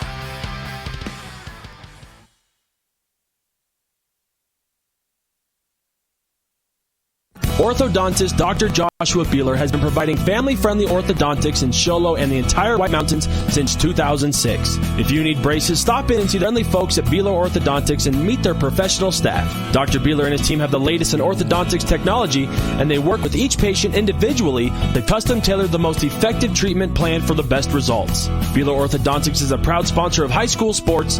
Beeler Orthodontics, live to smile, love your smile. Want to go fishing? Head to Honda Ski and Outdoor Sport. They have fishing supplies, outdoor fishing attire, and fishing gear, plus all kinds of bait including live worms, flies, and lures. The staff are experienced anglers, and they can advise you on what you need, where to go, and what type of bait the fish are biting on. Plus, pick up your fishing, camping, and boat permits. When you think fishing, think Honda Ski and Outdoor Sport. Located on Highway 260, 1 mile before the casino. When you think glass, think Deemer's Glass in Lakeside. Deemer's Glass offers the best selection of quality glass with affordable prices. They do full home window packages, replacement windows, custom shower doors and enclosures, custom mirrors in many shapes, styles, and colors, glass doors and hardware, commercial glass for buildings and offices, skylights, screens, fire-rated glass for your fireplace or stove, window film, and more. Visit Deemer's Glass today on Porter Mountain Road in Lakeside or call 1-888-GLASSMAN. You've been there, waiting forever at the gas station for the guy to free up so we can fill up your propane tank. Or worse, when the only qualified propane technician decided to stay home that day. Yep, you've been there, and I have too. That's why now I get my propane from Ace Hardware every time. You get Ace Hardware's world-famous customer service when you stop in for propane. That's right, you get in, you get out, and you get a great deal on propane and everything else. From Ace Hardware at their locations in Pine Top and Heber. Ace Hardware is proud to support White Mountain sports. Summit Healthcare Regional Medical Center is a proud supporter of high school sports. Many of our local sports players were born at the hospital, where Summit Obstetrics offers comfortable individual rooms for mom and baby. In case of a sports injury, the hospital ER is always staffed and prepared to take on the most serious injuries, and Summit features an advanced diagnostics department with state-of-the-art equipment. The Summit Healthcare orthopedic and therapy teams can help sports players overcome injuries and return to the game. Summit Healthcare Regional Medical Center wishes all players a successful and healthy season this year. I chose welding because there's always going to be a job and you can go so many different directions within it. The professors helped me so much with getting my skill level up to where it needs to be and helping me progress in the ways that I want to. It teaches you really to be job ready, having a good attitude, and still working hard. NPC has transformed my life by giving me a skill and a trade that I can take with me wherever I go.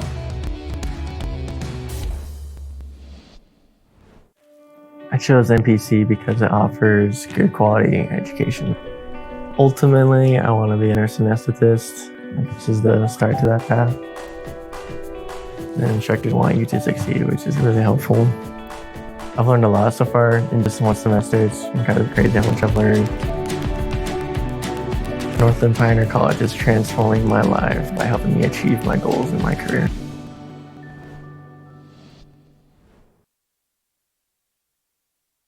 Counting down halftime here as Round Valley is trailing the Phoenix Christian Cougars 14-10. But get the ball. Through the air, Jose Herrera was good for 2 of 5 passes for 69 yards. Almost all of them came on a 59-yard strike that he connected with Howard Russell. That was his only catch. Mike Ramirez had the other for 10 yards in the opening drive. On the ground, Man Freeman was good for 69 yards on 10 carries. He also scored from 5 yards out. Howard Russell had 15 yards on 5 carries. Herrera carried it just once for 1 yard, and Mike Ramirez carried it once for 2. And that is the story of the Phoenix Christian offense. Not a lot of yardage gained in large part because they have so many short fields that they've been working with, but we've seen why they're doing that because of the big return game. Derek, can you repeat Man Freeman's yards and carries there? 10 carries, 69 yards. So he's averaging almost 7 yards a carry. I look to him to be a huge factor in the second half. For Round Valley, Taven Bevel has converted on 4 of his 8 passes for 38 yards. Converted twice with Kieran Clark, who is good for 14 yards on 2 receptions. And then Seth Wilbank had the other 2. He's good for 25 yards. That included the longest pass of the half between Bevel and any of his receivers, good for 20. Mark Irigoyen had carried the ball 6 times for 23 yards. Dylan Jordan 5 times for 36 yards. Bevel kept it 7 times for 43 yards, and that includes the lone score for the Elk. Wilbank had 1 carry for 9 yards, and Caleb Newby carried it once, but he was not able to gain any yards. But they are going with those 3 running backs, including the quarterback. That's 4 capable ball carriers. When they have been able to really get that clicking, if absolutely nothing else, this big play offense from Phoenix Christian has been off the field. Do you think that it's going to behoove them then to continue to try to ground and pound? I absolutely do. And you know what? One thing I was thinking about is, didn't you get the feel after the first drive that Irigoyen was going to be the workhorse, and then all of a sudden it started shifting to everyone else? I look for maybe something to do where they use him as maybe that load and get him through. What was his stats in the first half, Derek? Irigoyen? Yes. 6 carries, 23 yards. But interestingly, his last 3 carries have all gone for negative yardage. So, in other words, what you're telling me is that he had 1 good run. So, but I got a sense of him doing that early on. What was the total rushing for Round Valley in the first half? Do we have that total? Let me do a little quick math here. Better you than me. 102. I'm thinking about 111 yards. Okay, and Phoenix Christian on the ground. Do we have a ballpark on them? Doing some math there. There's 16. Call it 76, 87, maybe 90. See, I'm actually kind of interested to hear that Round Valley actually outgained by that much, but that long play again played into huge factors. So I think the running game is the key for both teams in this half. Would you agree or disagree? I think more than that, it's going to be who can most contain the running game, because both of them are committed to doing it. It's just who's going to be able to get off the field. By contain, do you mean just, hey, block them and stop them there in the middle? Or do you say by contain, do you mean actually keep them from going that off tackle that's been so effective by both teams? For Round Valley, I think it's just minimizing any lengthy runs. For Phoenix Christian, I think to contain would just mean to try to force them into 3rd and long and then minimize the impact that the ground game can have. When they get into 3rd and short or even those intermediate 3rd down plays, they've been very successfully converting them. I'm actually going to say go one step farther because I agree with everything said, and that's minimize big plays. The defensive backs can't have that breakdown. I don't even know how much of a break it was. It was a route across the middle, hit him in stride, and it's just hard to stop those. But the Elk with a chance to take this kickoff and put some points up here to start this 3rd quarter. Soderquist is going back to receive. He's being joined by Wilbank and Jovan Ortiz. Oh, now they're being told you're going the wrong way, fellas. So they'll have to jog another 70 yards-ish. Hey, they're young. That would ruin my evening. A 70-yard jog. It's ruined a lot of evenings, to be honest with you. Cross is going to kick it away, as this is the Northland Pioneer College kickoff. When it comes time to kick off your college education, choose the college with the lowest tuition in Arizona. You guessed it, Northland Pioneer College. Do you think they do that pop short kick and try to get their guys downfield before Round Valley has a chance to break it through the wedge? Well, if they do, Clark is right here at the 30. Look at this bunch in the back here. This is something unusual. I think they're telling secrets. I think they're going to try to get some kind of reverse possibly. Oh, they just broke out. There it is. Cross on the approach, aiming toward Wilbank, taken at the 14. Juggled as now he's trying to get to his wedge. And over the 25, steps through one tackler to the 30, and then tripped up as he gets to the 35. Great field position to start the second half.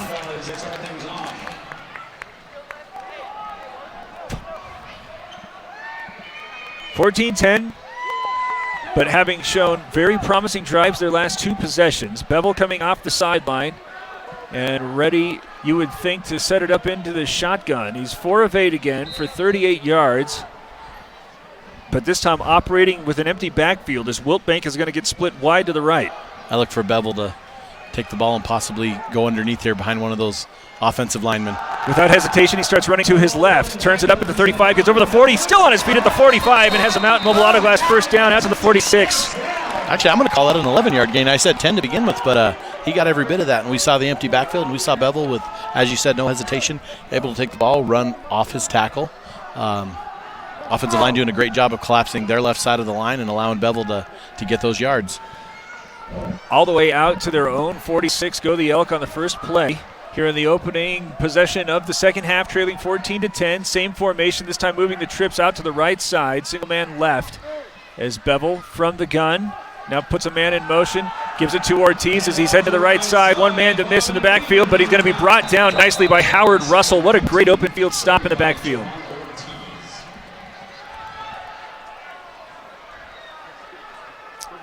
More importantly, that puts Round Valley at a 2nd and long, definitely behind the chains here to start the half, negating quite a bit of Bevel's run.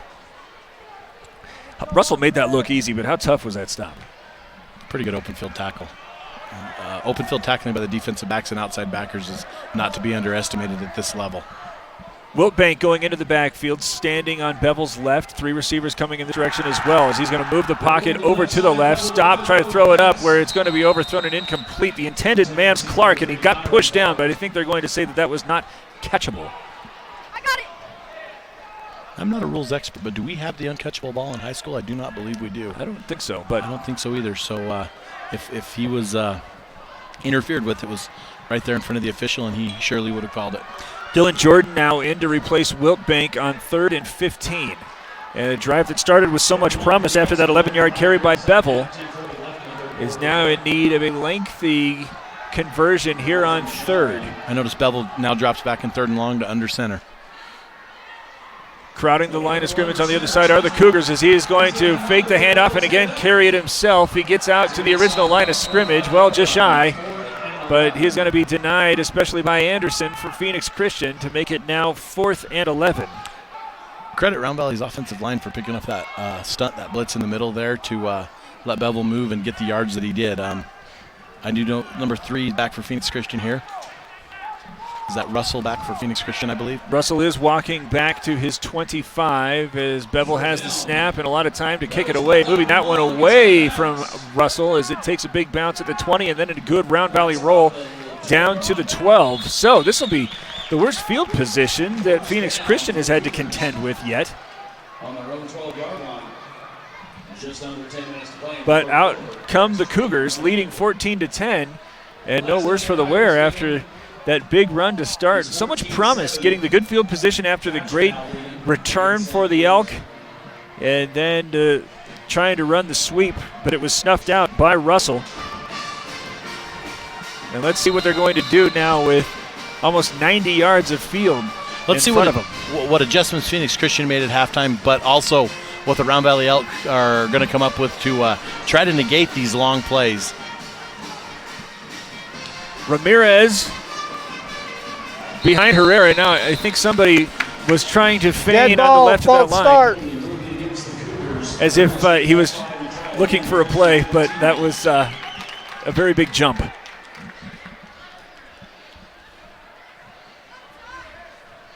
Typically not something you're allowed to do before the start of a snap if you're the offensive player. So make it now 1st and 15. As Herrera with the snap and tries to give it away to Howard instead. He's going to bounce off some tacklers and then come out to the left side. Straight arm at the 15 to get out of bounds at the 20 and a pickup of 13. Derek, do I safe say that might have been a broken play that Herrera used the legs to stretch out and get a gain and now going approximately 52 and a half yards across the field to get the next play? It certainly seemed that way. I couldn't tell if he bounced off of Russell or what had happened, but he gets all those yards and lost on the procedure penalty back and then some to set up now 2nd down and 2-ish. And now another movement on this time the right side of the line. So we're going to play a game here. Dead ball, false gain in start. the gate. Gain in the gate.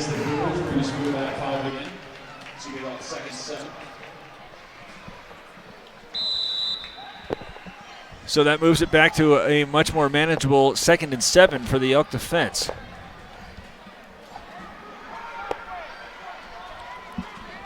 You can see on the line right here, there's the false start from the tackle. Herrera under center, he's going to hand off to Russell now running off to the left side, goes through one tackler and gets over the 20, and we'll have a Mountain Mobile Autoglass first down. 9-yard pickup there for Howard Russell.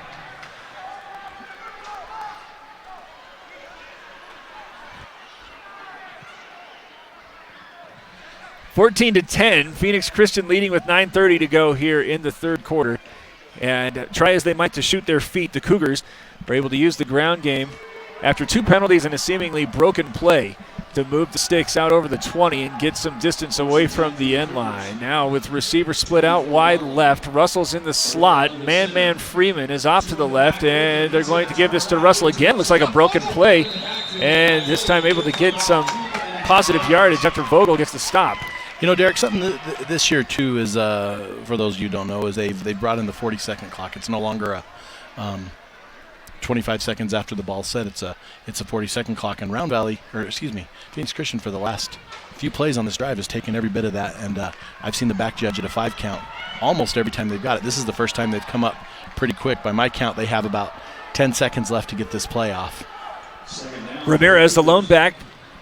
Freeman and Russell in the slot as here comes Freeman in motion, gets the handoff as he comes to the right side, has to bounce off a couple of tacklers to get out to the 30, and then a second effort takes him to the 32. It'll be 3rd and 1 here after a very gutsy run from Man Freeman. You know, Derek, we got 3rd and let's call it a long one here. What are you looking for the Cougars to come to the line and dial up here? Got lots of options available in that backfield. That includes Mike Ramirez. Put Russell in the slot instead. Give it off to Freeman, who's tripped up in the backfield, but his inertia will take him down to the 35 and a Mountain Mobile Autoglass first down. Thank you for that, Derek. I appreciate them and all they do for high school sports. Wind the clock. Chains are set. Cougars with another first down. This drive started on the 12. They've been able to move it out to the 35. 7:37 to go in the third quarter. Phoenix Christian with the lead and the football up 14-10. Something else we haven't really, maybe we'll talk about it after this play. I got something else I need to get your opinion or thoughts on as we move forward in the third quarter here. Split backs include Russell, with Freeman now coming off to the slot on the right side. Herrera under center with a hard count. And fakes the give to Russell, starts rolling out, trying to get it to Ramirez, but he wasn't home. And now a flag comes out as Herrera was knocked down. I think that was Jordan. The pass got over the line of scrimmage, and there was a receiver in the neighborhood. Good, number 10, illegally downfield. That explains that. Illegal man downfield. We'll move him back 5 yards. I'm going to need to look at the replay number on that 10, one to see Phoenix exactly what Christian, happened. illegally downfield. That's clear.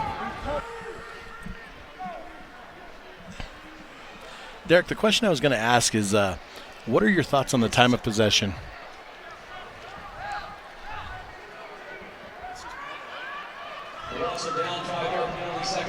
Time of possession, I think, isn't as important as total plays. Just feels to me like Phoenix Christian has had it a long time. They did have it on the short play, but they did go to the second quarter. So are we coming to a conclusion that it's split down the middle? I don't think that's an important thing. I think total plays is factoring into that. But so now again behind the sticks. First, I need to look at that replay again and see where 10 was lined up on that illegal man downfield. I think it's normally first 15 to scoreboard. There we go. First and 15. Normally you don't get a number 10 downfield. I think he's off on the left of that line. I believe you're right. And now Freeman going in motion in that direction. He gets the call. He's running that way. Gets a big block as he tries to get to the edge over the 30 and then finally spun out of bounds at the 38. Ortiz there with the stop, but not before a pickup of 8. And make it now 2nd and 7.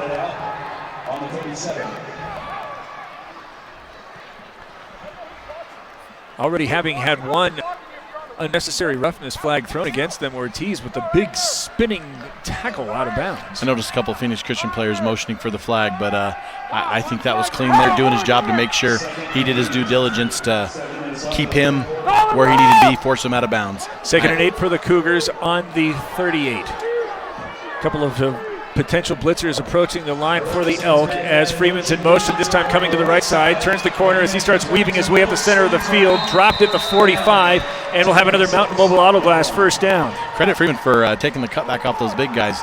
Those big guys had the push in the drive, but Freeman was able to read off that push and cut back and get a first down for the Cougars here. Ball's out at the 46. Remember, this drive started on the 12. 6:45 to go here in the third quarter, and the Cougars lead 14-10. Freeman's coming off the field for the first time, I think, on either side of the ball. I think the only other time he might have been off was on a special teams kickoff return. So Russell now sets up as one of the split backs alongside Ramirez. Herrera's under center. Russell with the call, retreating, and now dropped in the backfield for a loss. It's starting to get a little bit physical and a little bit of touch and push out there, but Kieran Clark there with the stop and loss of 4. I don't know if we can call it and say quite getting a little bit chippy yet, but a little bit going on there on that play. It looked like they might have been exchanging pleasantries. How you doing? Welcome. Have a safe trip home. I think you could be absolutely right. Still a quarter and a half to play before there's any wishes well offered. Freeman is still off the field. Russell's in the backfield alongside Ramirez. As there's now 2 receivers split wide to the left. Fake the give to Russell. Now moving to the right side. Herrera with that sidearm offering to Ramirez. Caught at the 50. Makes a man miss to go over the 40 and then finally brought down at the 34. I got about a 25-yard gain there, Derek. It's good for a Mountain Mobile Auto Glass first down. You look at the replay there, he just kind of sidearm slung it and Countin was able to muscle his way for quite a few yards after the catch. Well, they got to keep an eye on Ramirez as soon as that pocket starts moving, because both of his receptions have come. You mentioned Freeman off the field. Is he's over there on the bench, but they're not working on him? Is he just probably succumbed to the altitude of the rounded valley? The insphere has taken its toll on him for the time being. Now looks like he's stretching at the waist and ready to move back over. He's got his helmet. So here's first and 10 with 5 minutes and 4 seconds left in the third. 14-10. Phoenix Christian leading, and Ramirez, who just had that long catch, is going to get his second carry as he falls down to the 31-yard line and picks up 6. You know, let's not credit Freeman's out of the game, but they seem to be no shortage of weapons for the Cougars as they've continued to march this drive right down, and it seems to be, you know, short, hit the big gain, short. The Round Valley defense looks ready, though. Man Freeman is back out there. But right now, really the bigger story is everything that's happening up front for the Cougars.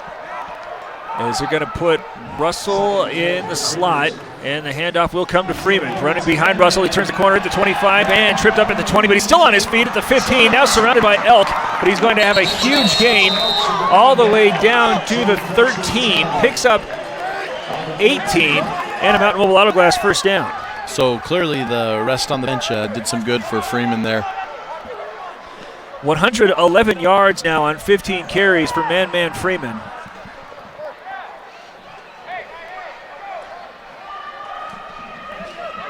Clock at 4 minutes to play in the third, and into the red zone go the Cougars. This drive started on their own 12. They've occupied now more than 6 minutes of the clock, and they're already leading 4. Put both Russell and Freeman in the slot. Now another procedure penalty. And interestingly, that false start. That was Derek, again I going didn't to see what Ramirez. happened there. Right tackle move. Do we have a replay on that? Replay looks great out. Yep, right tackle. So moving behind the sticks for the third time on this drive, but it has not yet mattered.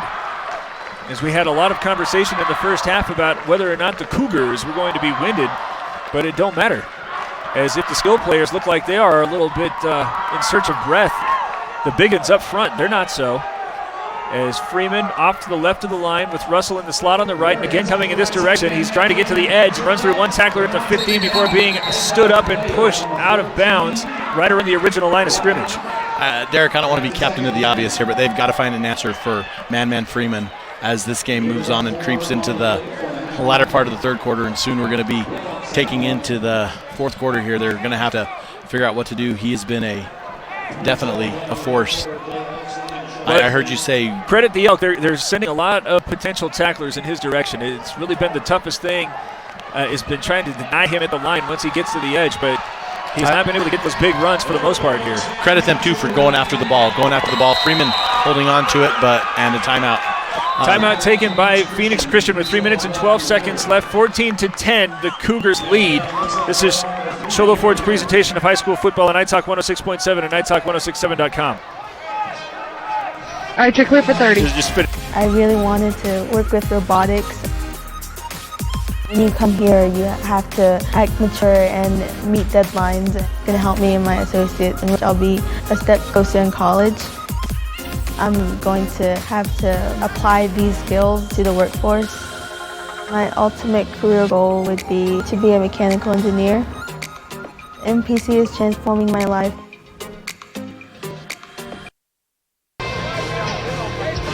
(14-10) here in the third quarter in the Dome. Let's go to senior field correspondent Ron Everingham for some scores elsewhere. Got some more scores from around the region. Window Rock 20, Holbrook 0 at the half. Payson 52-0 in the third over Chin Lee. Blue Ridge finally coming in with the score. They're up 7-0 at halftime over Ganado. Williams 30, Mogollon 0 in the third. Yuma Catholic 24, River Valley 6. Saharita 20, Santan Foothills 6. And that's all I got for now. Thank you, Ron. Here's 2nd and 11. After another first down play was slowed by a procedure flag. Russell this time in the backfield as they fake the give to him. Now after everything in the middle clears out, Herrera's going to tuck it and run it up to the 10 before he is stopped after a 3-yard gain. Herrera kind of met a wall there, didn't he, Derek? Great job for the Round Valley defense on collapsing on him and being able to... Jaden Cisco with the stop. I think Herrera thought he was going to have a lot more room there, but that hole closed quickly. Looks like Cisco's coming off. Is that 58 or 56? I cannot tell. Cisco with a great job in the middle there for the Elk. 2 minutes and 40 seconds. A big third down play here, leading 14-10. Cross has a good leg, and they might be happy just taking a completed touchdown lead. As Freeman is in the backfield, he gets the call. He's trying to get out to the left, hurdles over one tackler, tries to cut it upfield at the 7, but he's going to be shy by about 4 yards and make it 4th down and 4. Look like Cade Hogle led that pursuit and stop there by the Elk. Hogle, I believe, coming from a linebacker position. Hogle is on the defensive line, coming from the defensive line position to lead that pursuit. Great job.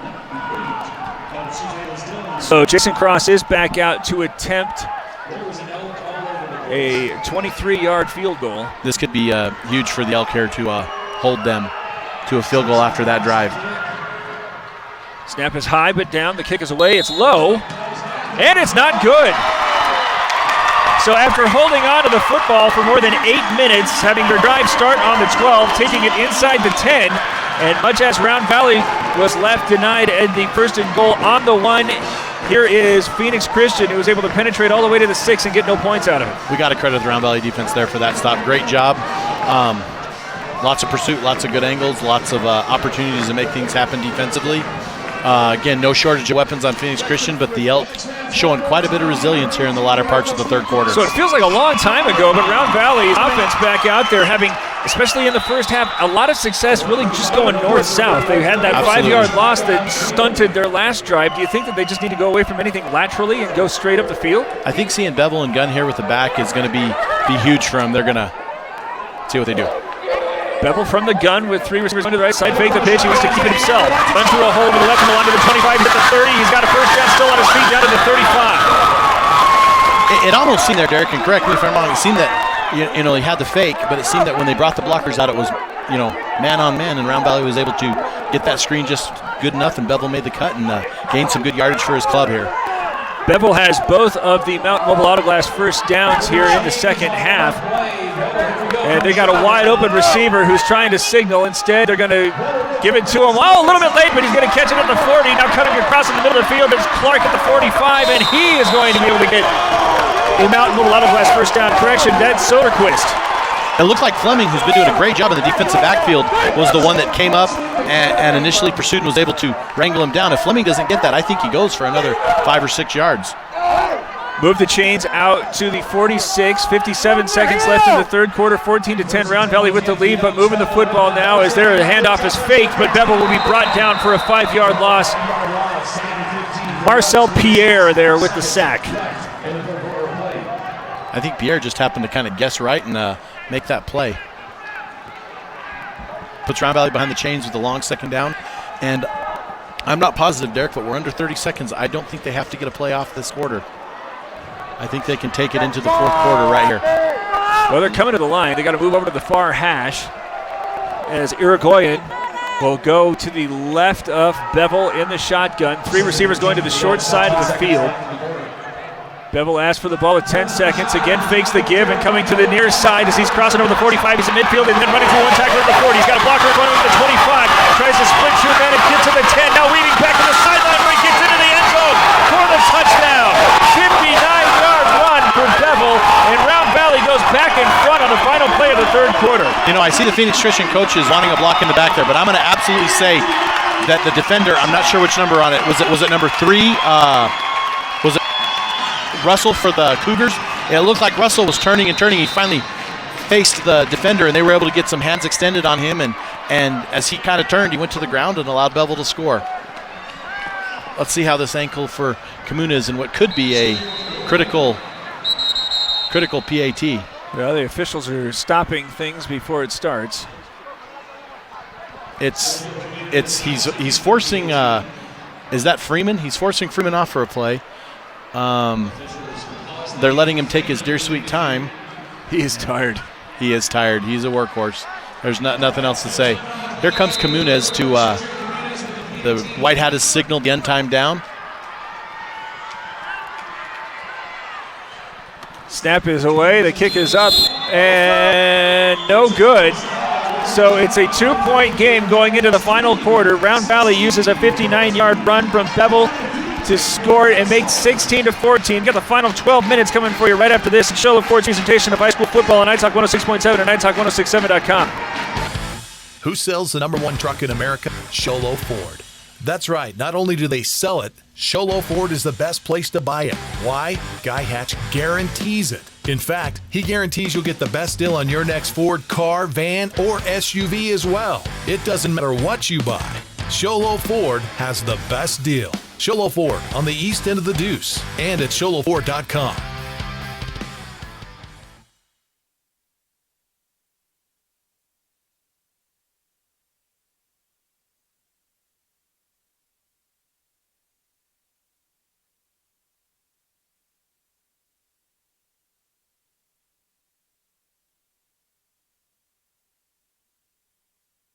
That turns everything different around. I'm not sure if it's a high ankle sprain, but he sure came off pretty gingerly on that ankle, and he's okay. It looks like he is going to actually kick off here. It looks like they've removed half the athletic budget off his ankle and are going to let him just kick it away. Well, it does seem as if the foot that hurts him most is that right, where he does. That's what was taped earlier, and it didn't look like it was taped. It looked like it was taped. Yeah. All right, well, Russell's going back. He's already had one big run at.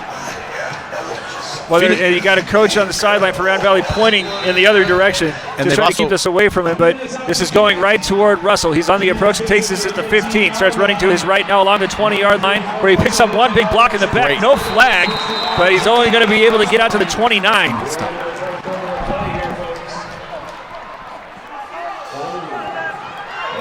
Hogel with the stop. In on the stop there. Great open field tackle. If you notice, Phoenix Christian was lined up in a very soft onside defense there. They weren't expecting. I think what they were expecting was the kicker on a bad ankle. Like, hey, they're bringing in their kicker. They're going to try an onside here, and it did cost them a little bit because they didn't have the blockers they needed that probably could push it in to some better field position. Now, Phoenix Christian had the football for most of the third quarter. No points to show for it. Trailing now 16-14, and with a very tired man Freeman, who's got 120 yards on 17 carries, walking his way into the backfield alongside Ramirez with Herrera going under center.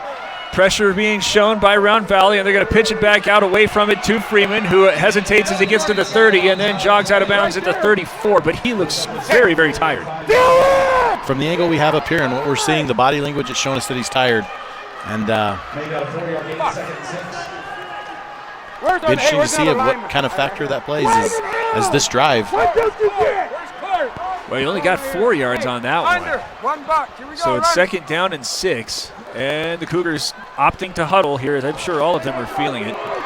Trailing 2 as they come out to their own 32. Receiver out wide on the near side. And now there's some motion. And if you're looking for evidence that though they've been doing a great job opening holes the front, and now with their 4th procedure penalty, I think that means they're pretty tired as well. Yeah, I don't think I need to take a look at the replay here to see that the right tackle jumped. There goes Herrera to get the play. We still have the umpire in the white hat, the referee, discussing the penalty here. Let's see what we have. I think it was the right side of the line. I believe so. Encroachment, Round Valley. The umpire and the white hat were discussing it, so we're going to get.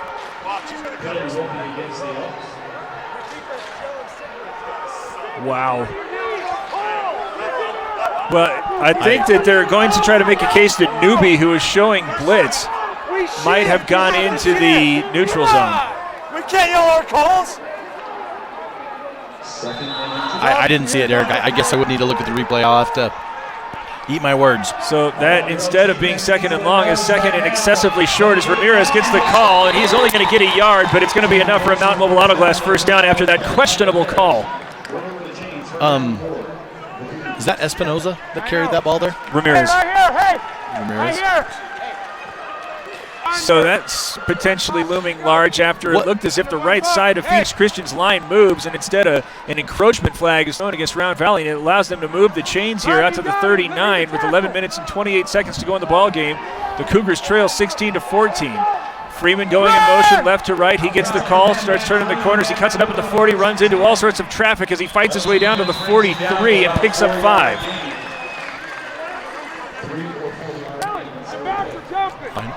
Hey, going to 73. Go here, hey. Go here. Hey, over. Over. 2nd and 6 as the Elks don't want to watch another lengthy drive. Derek, what do you have Ramirez for, out of curiosity, on your 3 page? carries, 9 yards. So he definitely is the short yardage back.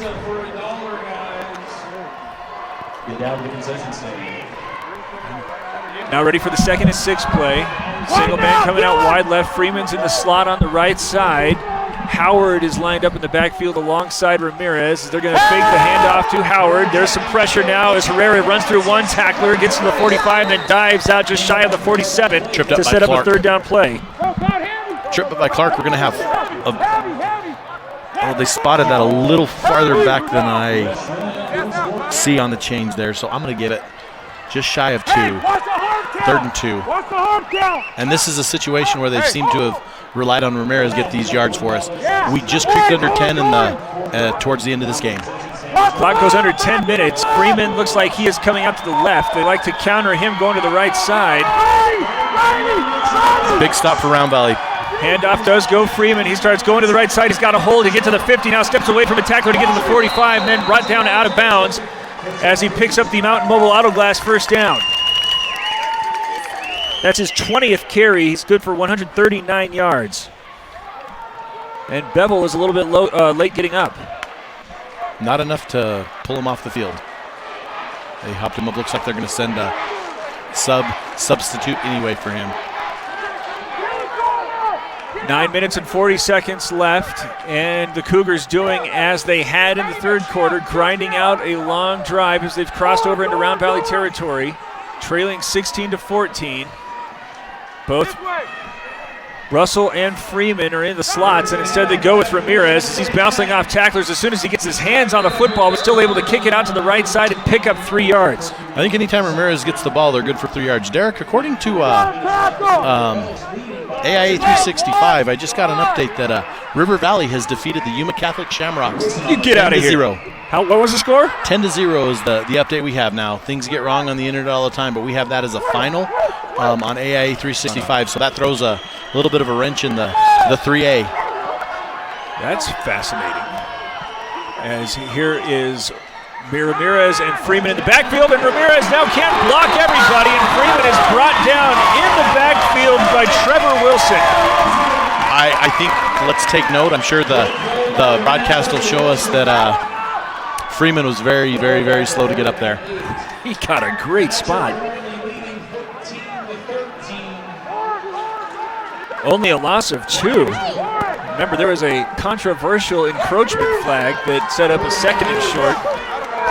No home cooking here for the Elk. 3rd and long. Are we expecting a drop back pass here by Ramirez? I am expecting something to try to get 4 yards. As there's Freeman and Russell in both slots. Now Freeman goes back to line up alongside Ramirez. The back judge signaling the play clock down under 5. Well, they're going to get 2 of them back again with Freeman trying to go left to right. Derek, does it seem to you that there's no sense of urgency on this Phoenix Christian team? Perhaps that could be the fatigue factor. I think the spirit is feeling urgent, but the body is indeed incapable of expressing it. They're tired. 4th and 6. Look at the body language by the offensive line down there. Hands are on hips. The punt team has come on, though. They do switch out a true punt team for the most part. Well, actually, they didn't. I didn't see many going off. They are going for it here. Herrera is going for the shotgun. I thought I saw a punter. My mistake. Herrera from the gun. They might be able to pooch this. There's not a lot of space between him and the line of scrimmage. They're trying to set up a screen as they get it to Russell, and he's going to run through traffic to the 35 and pick up a Mountain Mobile Auto Glass first down to the 33.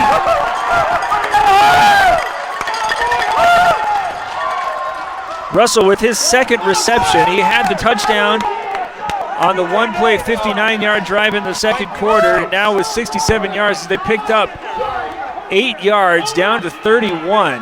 Ravel actually didn't play that badly. There was that initial cut that was made to get that first down. Great call. Great play call. All we can say. Maybe the sense of urgency is more than we gave it credit for. 7 minutes to go. Well-delivered pass on the screen by Herrera. He's sending Ramirez out of the game. I'm not sure why. Ramirez could not offer an explanation. Could it have been? It could possibly have been blood. Zachary Klein will come in to replace him. Equipment repair, absolutely. Freeman now on Klein's left. As they're going to go in that direction as he slows his way toward the line of scrimmage, runs through one tackler at the 30, and then fights his way down inside the 25. Great gain on first down. Great gain on first down. Ortiz there with the stop, but not before Freeman gains 7 to make it 2nd and short. They just don't seem to have an answer for Freeman right now, do they? What is really making that impressive is Freeman seems as if he's spilling his guts on every carry. But now with 146 yards on 23 attempts. Actually, during the carry, it doesn't seem so bad. It's the aftermath. He's tired, but he sure is giving his all when he's in there. He's in right now as well.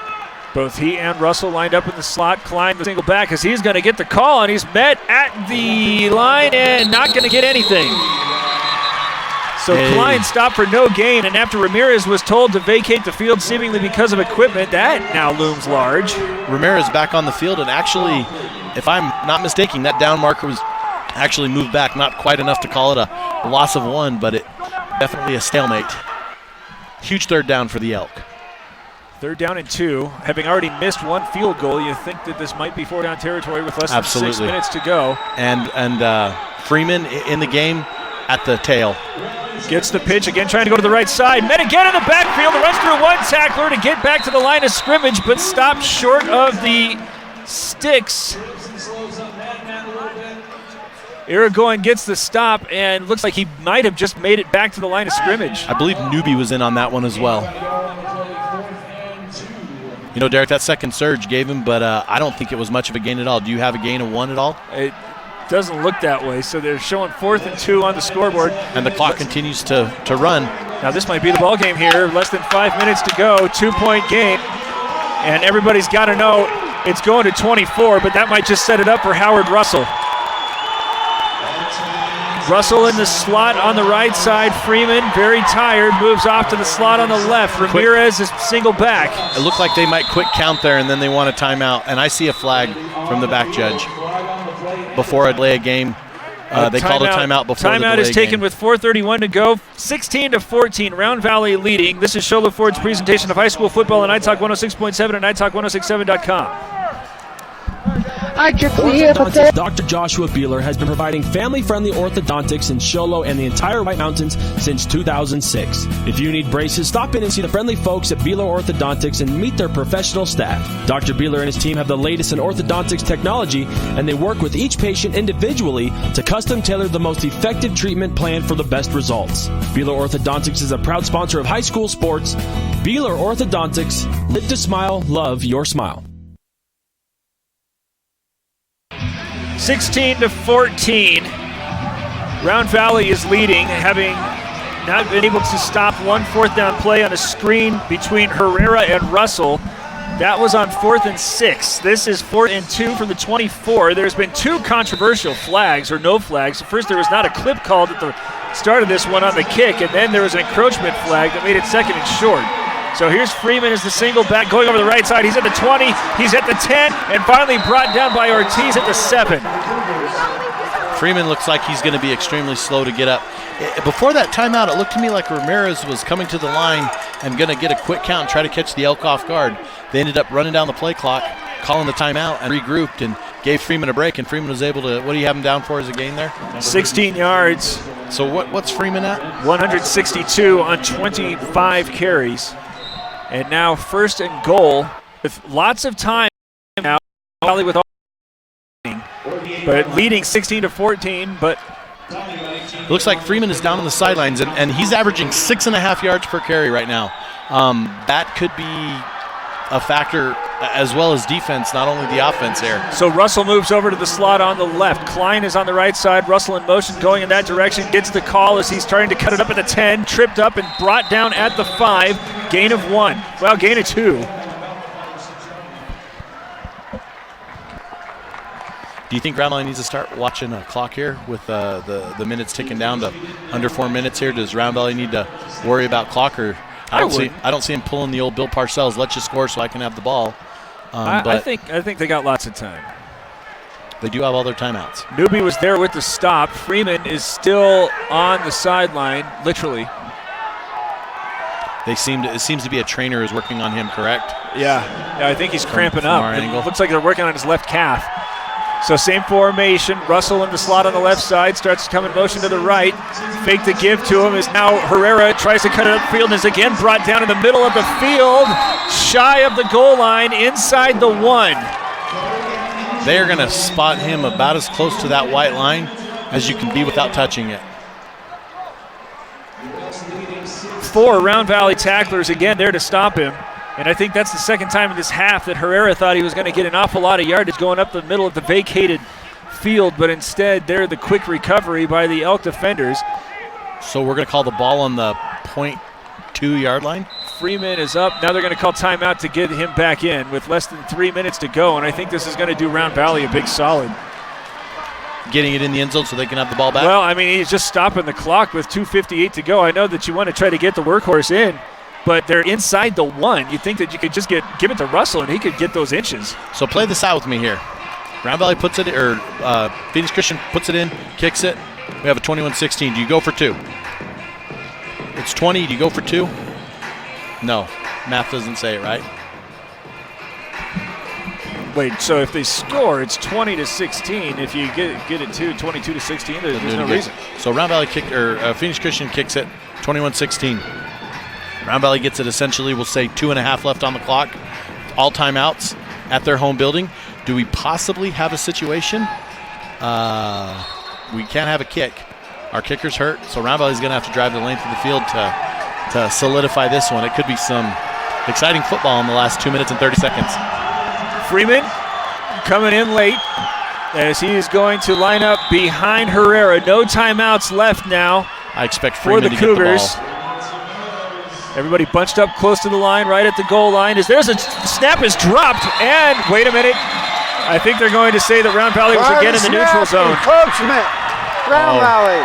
Well, to make light of the situation here, Derek, I think this is going to be the shortest half the distance in the history of football right here. I mean, half the distance might have moved at what, 1.5 inches? Well, the Round Valley sideline is livid. They didn't like the other call, and this one seemed as if it was just as small changey. I'd have to see the replay. So coming back in for another 3rd and goal from inside the 1. They swiped. We're hearing possibly they swiped at I'm not sure.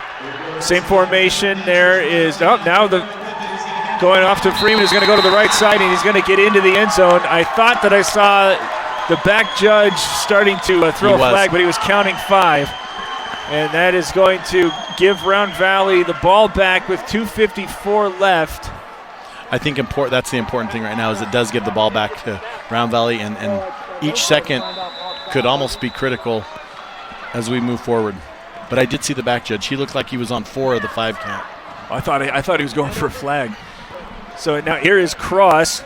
He has missed one close one. Yeah, now that I've thought about it, it seems as if going for 2 here wouldn't be foolish, but they're going to kick the field or the extra point up and in to make it 21-16. Another long drive, but this one I think Round Valley fans would argue with an assist from the Zebras to make it 21-16 with 2:54 to go. To Show Ford's presentation of high school football on iTalk 106.7 and iTalk1067.com. Want to go fishing? Head to Honda Ski and Outdoor Sport. They have fishing supplies, outdoor fishing attire, and fishing gear. Plus all kinds of bait including live worms, flies, and lures. The staff are experienced anglers and they can advise you on what you need, where to go, and what type of bait the fish are biting on. Plus, pick up your fishing, camping, and boat permits. When you think fishing, think Honda Ski and Outdoor Sport. Located on Highway 260, 1 mile before the casino.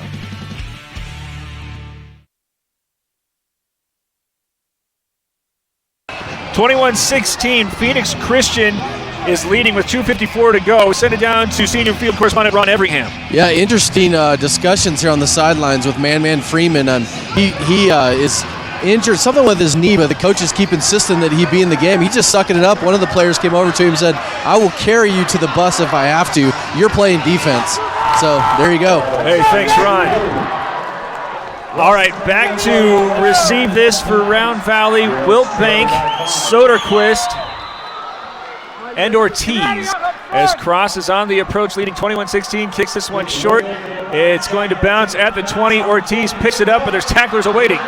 Moving now from the right to the left side as he needs one block, gets it sealed up at the 30 before he is spun down. And I tell you what, the Elk were flirting with some blocks in the back. One of the interesting things about that is the bounce almost allowed his blockers to get set and had him get that pretty good return. He was close to breaking that down the field for quite a few more. But even so, and I hate to use the word critical more and more, but this is a critical drive for the Elk. 2:46 left, 3 timeouts, got to get it in the end zone. Trailing 21-16 as Freeman is not on the field defending. Round Valley used a big play to get it into the end zone, but could not convert on the extra point. Going to have Bevel standing alongside Dylan Jordan in the backfield with trips going to the far side. Now Jordan joins them. Try to set it up with the screen play to Jordan. He wants to pass it off as he's got a man wide open, caught at the 50. Quick recovery as Soderquist steps to the right side. Now cutting from the left to the right. He's at the 30 to try to split 2 defenders, but brought down at the 25. Okay, the important thing here, Derek, is that they're going to check and see. The officials are talking to see if that was a backwards pass and then a forward pass. Oh, it absolutely was.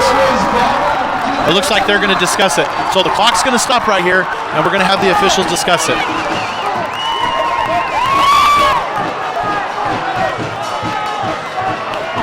There is a flag down. I believe they're going to call 2 forward passes. This will be ruled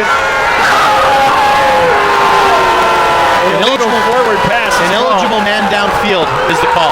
That's ineligible man. Oh, ineligible man. So they're saying that one of the linemen must have broke down.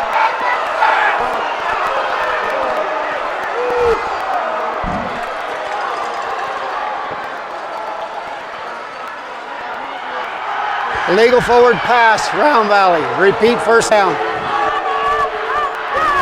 Well, the play worked. It certainly looked like from this angle that was a backward pass.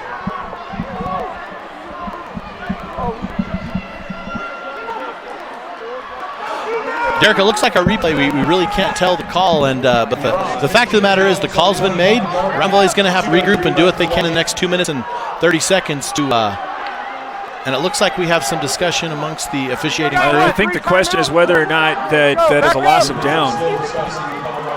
Let's see what he says. Legal forward pass, Round Valley. It's a 5-yard penalty. A loss of down. It is second down.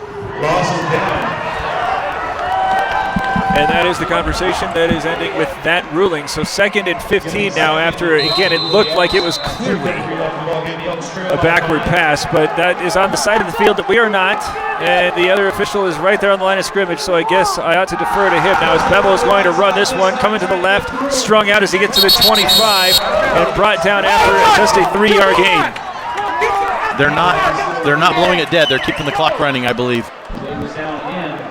You know, Derek, we've all had calls not go our way.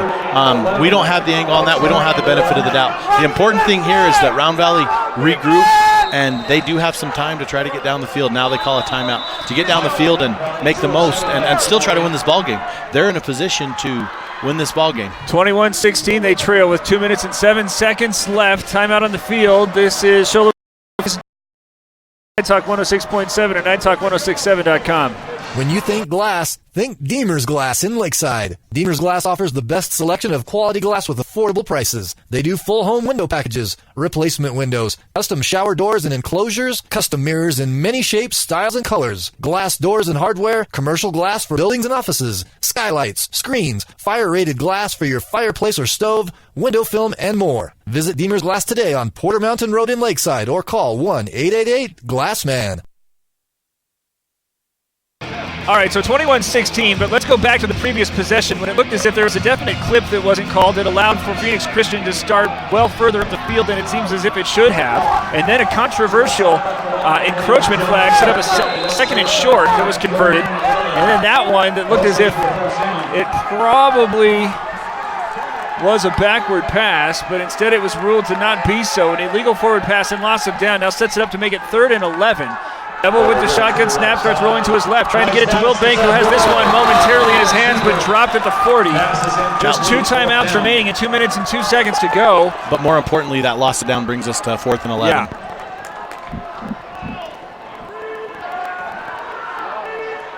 So bringing it back to the near hash, just inside the 30. And it looks as if the Elk are going for it on 4th and 11. So safe to say that 2 minutes left. That's seeming that way.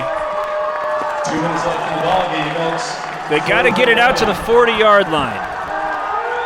Looking for a first down play right here. Receivers on either side as Bevel with the snap, short drop, looking to the left, now throwing it into traffic and away from his receiver that's going to be knocked away and out of bounds.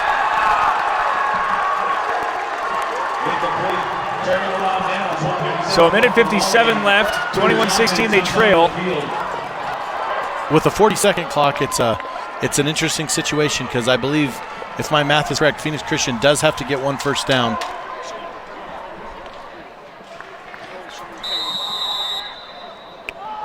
Well, they get it on the 29, and they did not have Freeman out there to defend. He's going to come out. I don't know why you give it to him.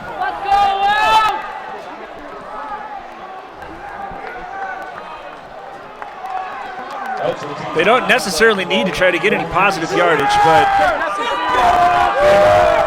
it's going to be interesting because they can run it down and run Round Valley to almost no time. I believe that's a they're going to delay a game. It looked as if there was Dead lots ball, of movement in the delay a backfield as game. well. Phoenix Christian. So there's another procedure penalty on first down, but this seems as if it's all academic at this point. I don't know why you would try to gain positive yards because you're just opening the door for a fumble or something along those lines. I believe there's only been 1 fumble tonight. How many turnovers do we have? We have Round Valley fumble. Do we have is neither team have any turnover? Neither side is forced and we've only had 1 ball on the ground to speak of. Well, there was one, but it was negated by an encroachment flag. So they are going to run with Freeman. He's going to try to cut it over to the right side. He has both hands on the football as he gains 2 yards, and a quick timeout taken by the Round Valley sideline. Derek, I agree with running it there. I agree you need to take as much time as you can, but I'm not sure I agree with running Freeman at this point in the game. There's 2 other workhorses down there that have done a great job tonight. I think his night could effectively be done, and Phoenix Christian could. These are the situations, but at the same time, you got your A guy in there going for it. It's a tough situation. So right now, I mean, it's tough to say that this is all hinging upon one questionable call, because Round Valley had many opportunities in the second half to get off the field defensively, but just couldn't get off on 3rd and short, gave up 2 fourth-down conversions on the previous drive. But still, it seems as if they had executed a little bit of a trick play. It seems as if that pass was probably 1 yard back of the line of scrimmage, according to one replay that is being floated around in the press box up here. And it seems as if they should have had first down at the 25. I'll finish my thought after the play. I believe Round Valley has one more timeout. They do, and Freeman and Russell are in both slots. Now Russell is going to come in motion left to right. They're going to fake the handoff to him, going to air it out. Now Herrera wisely going to pull that one down and move it all the way back to the 40. A timeout taken by Round Valley's sideline. Stops the clock with 1 minute and 41 seconds left. So they're going to potentially get the ball back with somewhere in the neighborhood of 45 seconds. You know, Derek, something I kind of want, and maybe this hits too close to home for some people, but I happen to be a coach of a sport in high school, and I've been coached other sports, and to the heat of the moment when you have a call not go your way, it's easy to sit and criticize and look back, but the bottom line is, one, you have to get your team to keep playing that game. Very rarely does it the call of the last play of the game.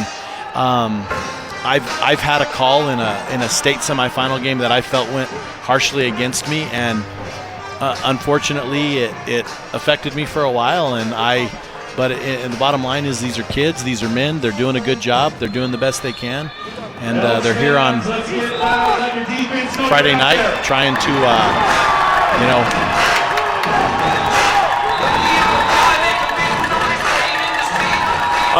But I can't say that the game hinged on one call, although it's going to come across that way, but cooler heads will prevail in the upcoming days. All right, pitch it to Freeman, who's going to try to get to the corner on the right side, runs down to the 30, which is near the original line of scrimmage. Okay, the whistle's blown, so they have until, my math, 52 seconds in the game, they're going to have to punt or run a play again.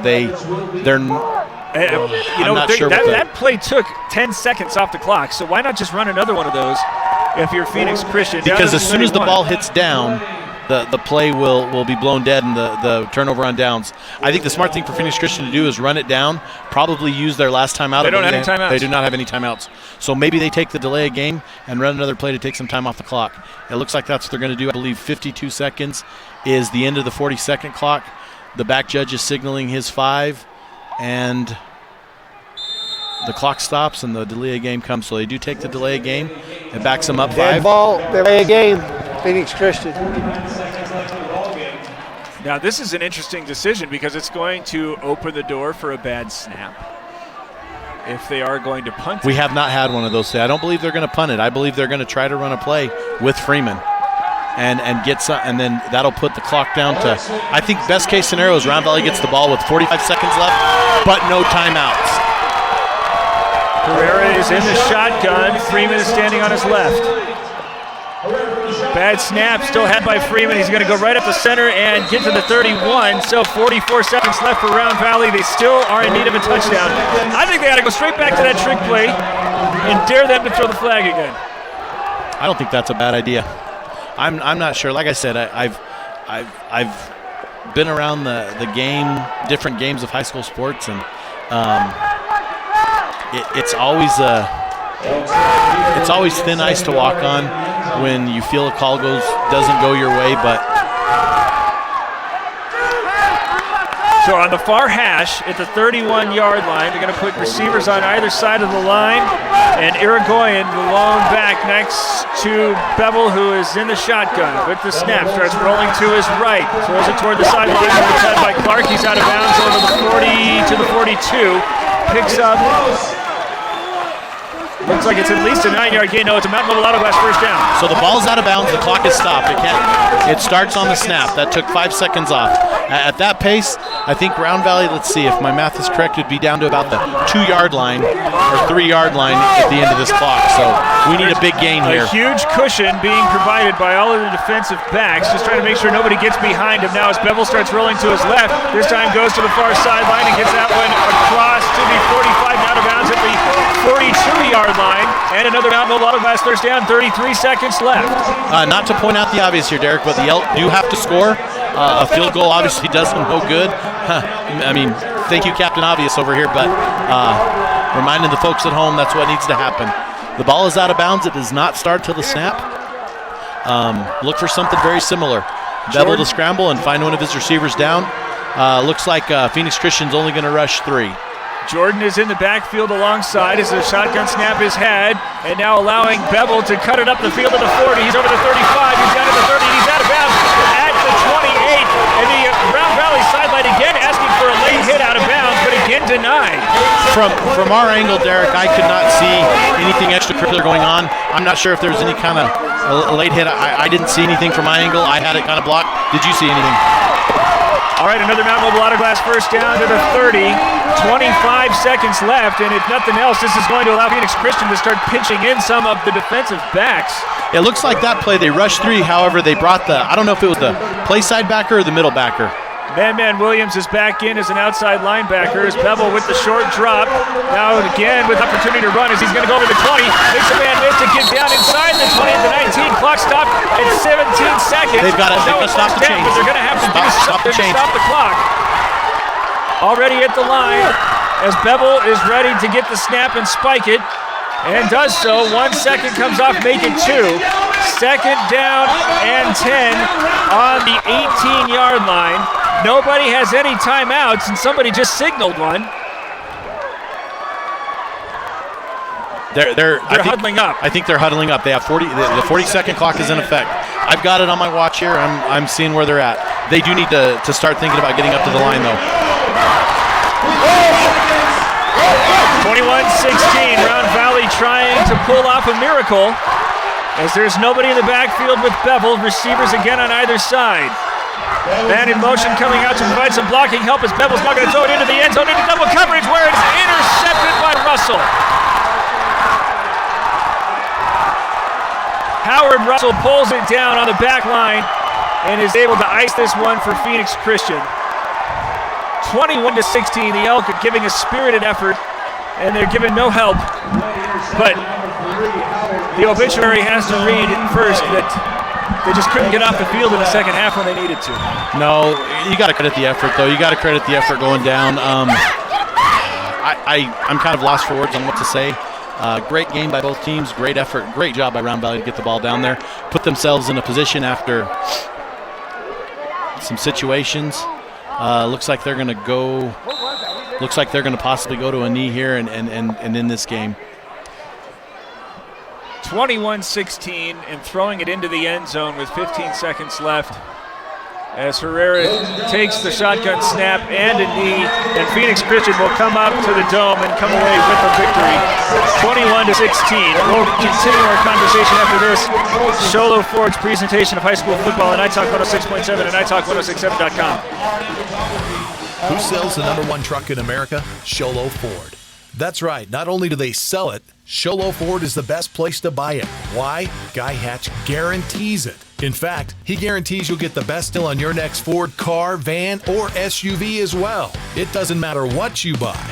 Sholo Ford has the best deal. Sholo Ford on the east end of the Deuce and at sholoford.com.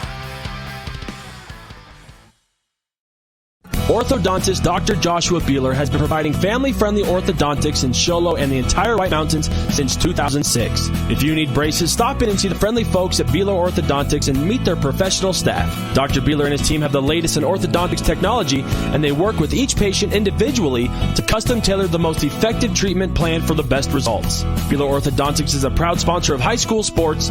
Beeler Orthodontics, live to smile, love your smile. Want to go fishing? Head to Honda Ski and Outdoor Sport. They have fishing supplies, outdoor fishing attire, and fishing gear.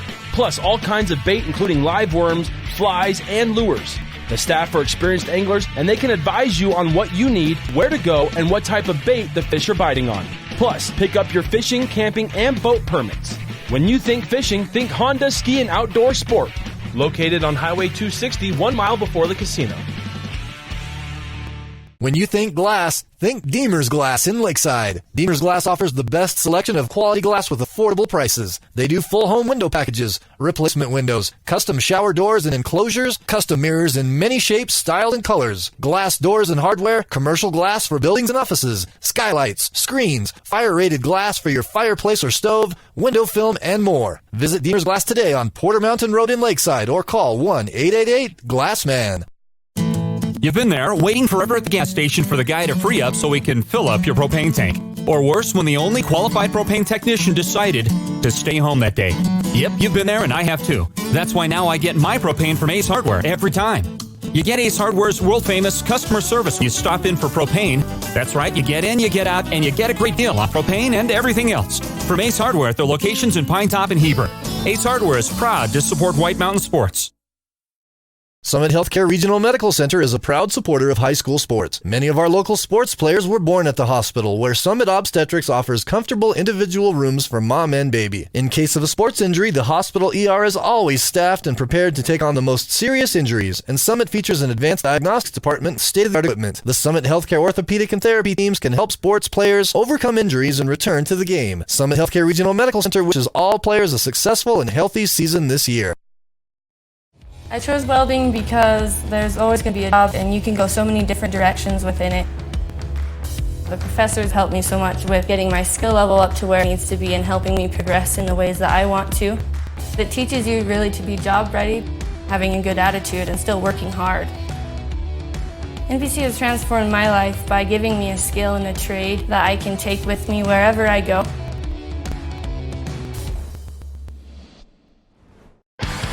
Who sells the #1 truck in America? Sholo Ford. That's right, not only do they sell it, Sholo Ford is the best place to buy it. Why? Guy Hatch guarantees it. In fact, he guarantees you'll get the best deal on your next Ford car, van, or SUV as well. It doesn't matter what you buy.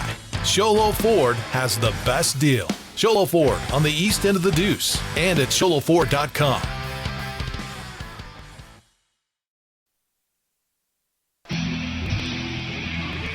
Final score in the Dome, 21-16. Round Valley cannot hold off the Phoenix Christian Cougars as we take a quick look at how it all happened. It started off with the Cougars winning the toss, electing to receive, and taking it 51 yards in a drive that was punctuated by Man Freeman's 27-yard run before he ran it in from 5 yards out to make it 7-0.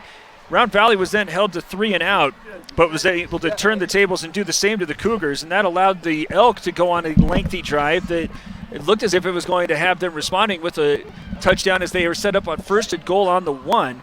But we're having to settle for 3 points there. And there's the difference in the ball game right there, as we've had an awful lot of conversation about some controversy from the Yellow, but they're being held to a field goal after 1st and goal. A big credit to the Phoenix Christian defense to make it 7-3 at that point. Round Valley was able to come back and go on a long drive that ended with their first touchdown, as running it in from 10 yards out was Taven Bevels to make it 10-7 Round Valley. And at that point, a lot of our conversation was about how tired it seemed as if Phoenix Christian was, but they were able to negate all of that conversation on one play, 59-yard drive with Jose Herrera connecting with Howard Russell to make it 14-10, Phoenix Christian leading at the break. They came out of it and held Round Valley to 4 and out, giving up just one run to Bevels at the start of the half before forcing the Elks to go backwards, and that set the stage for a drive that started on the 12 but ended on the 6 and a missed field goal, as Round Valley returning the favor after being denied inside their 5 and keeping the score at 14-10. That set up Taven Bevels, who went on a long run of 59 yards of his own to give Round Valley the lead back in the fourth quarter, 16-14 after the extra point was not good. But then, like it had happened in the third quarter, Phoenix Christian goes on a very long drive, this time able to get into the end zone from just about a half yard out to make it 21-16 after what looked as if a nice reverse pass that was going to go deep into Phoenix Christian territory was instead ruled to be an illegal forward pass, though controversial illegal forward pass. Round Valley winds up turning the ball over deep in its own territory. Phoenix Christian couldn't get a first down and wound up giving it right back, though, after having taken more than a minute off of the clock. But big credit to the Elk as Taven Bevels orchestrates a drive that puts them inside the 20 and has them throwing into the end zone with 15 seconds left, but an interception was plucked away by Howard Russell to ice the win 21-16 as the Cougars run their record to 5-1. Round Valley falls now to 2-2. Both of the losses coming on their own field. To the Cougars. to Cougars of different colors. As it looks as if senior field correspondent Ron Everingham has a couple of, well, make it a triad of Phoenix Christian players as we'll send it down over to him. Oh, Coach Cole, what a game to come up here and battle. Just coming down to the end, what did it take to win this one? You know, they're a really, really tough football team, and we knew coming up here that it was going to be a battle. You know, our guys just had to grind it out at the end. We had to I told them about being tough. And I think at the very end, man, it came down to be just toughness. And we had a couple guys get hurt at the end, but they stuck it out. They got in there, and we just grinded. Speaking of one of those guys that we saw on the sidelines a little bit, that we were kind of picking up off the sidelines here to get back in the game. It looked like a very exhausting game to you. Maybe speak to just the altitude, or what was it this game that just took a lot out of you guys?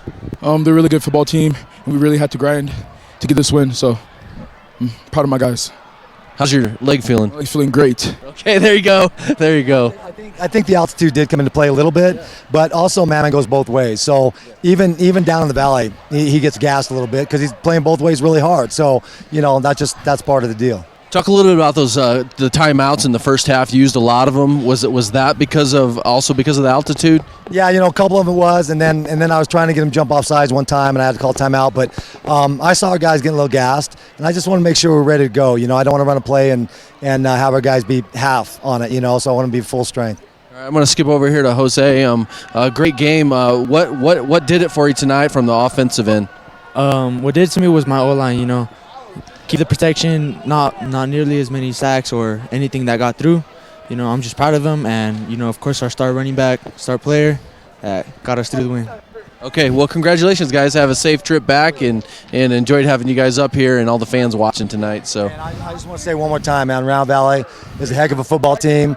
You know what? And they were really, the hospitality was great, and they're first class. So we thank them a lot. Okay, thanks again, guys. Congratulations. Back up to you guys. All right, thank you, Ron, as that provides us the perfect opportunity to segue into a couple of these big plays, beginning with our Beeler Orthodontics straight line play of the game. Beeler Orthodontics, live to smile, love your smile, and it seems as if the biggest play, we could go in a couple of different directions. Absolutely. But I think that the big one that is really going to have the most impact on this one was the one-play 59-yard drive when it looked as if the Cougars were just gassed, and they needed to do something to respond to a Round Valley team that was just grinding it out, and they go 59 yards between Herrera and Howard Russell on a score that was going to give them the lead that they would only relinquish for a short period of time. That really swung everything. It seemed as if the momentum was really going Round Valley's direction. Absolutely. That long play, I think, especially from the body language we saw up here, was it turned out to be the difference in the game. Scores were not at plenty tonight, and the final score was very indicative of the kind of game it was.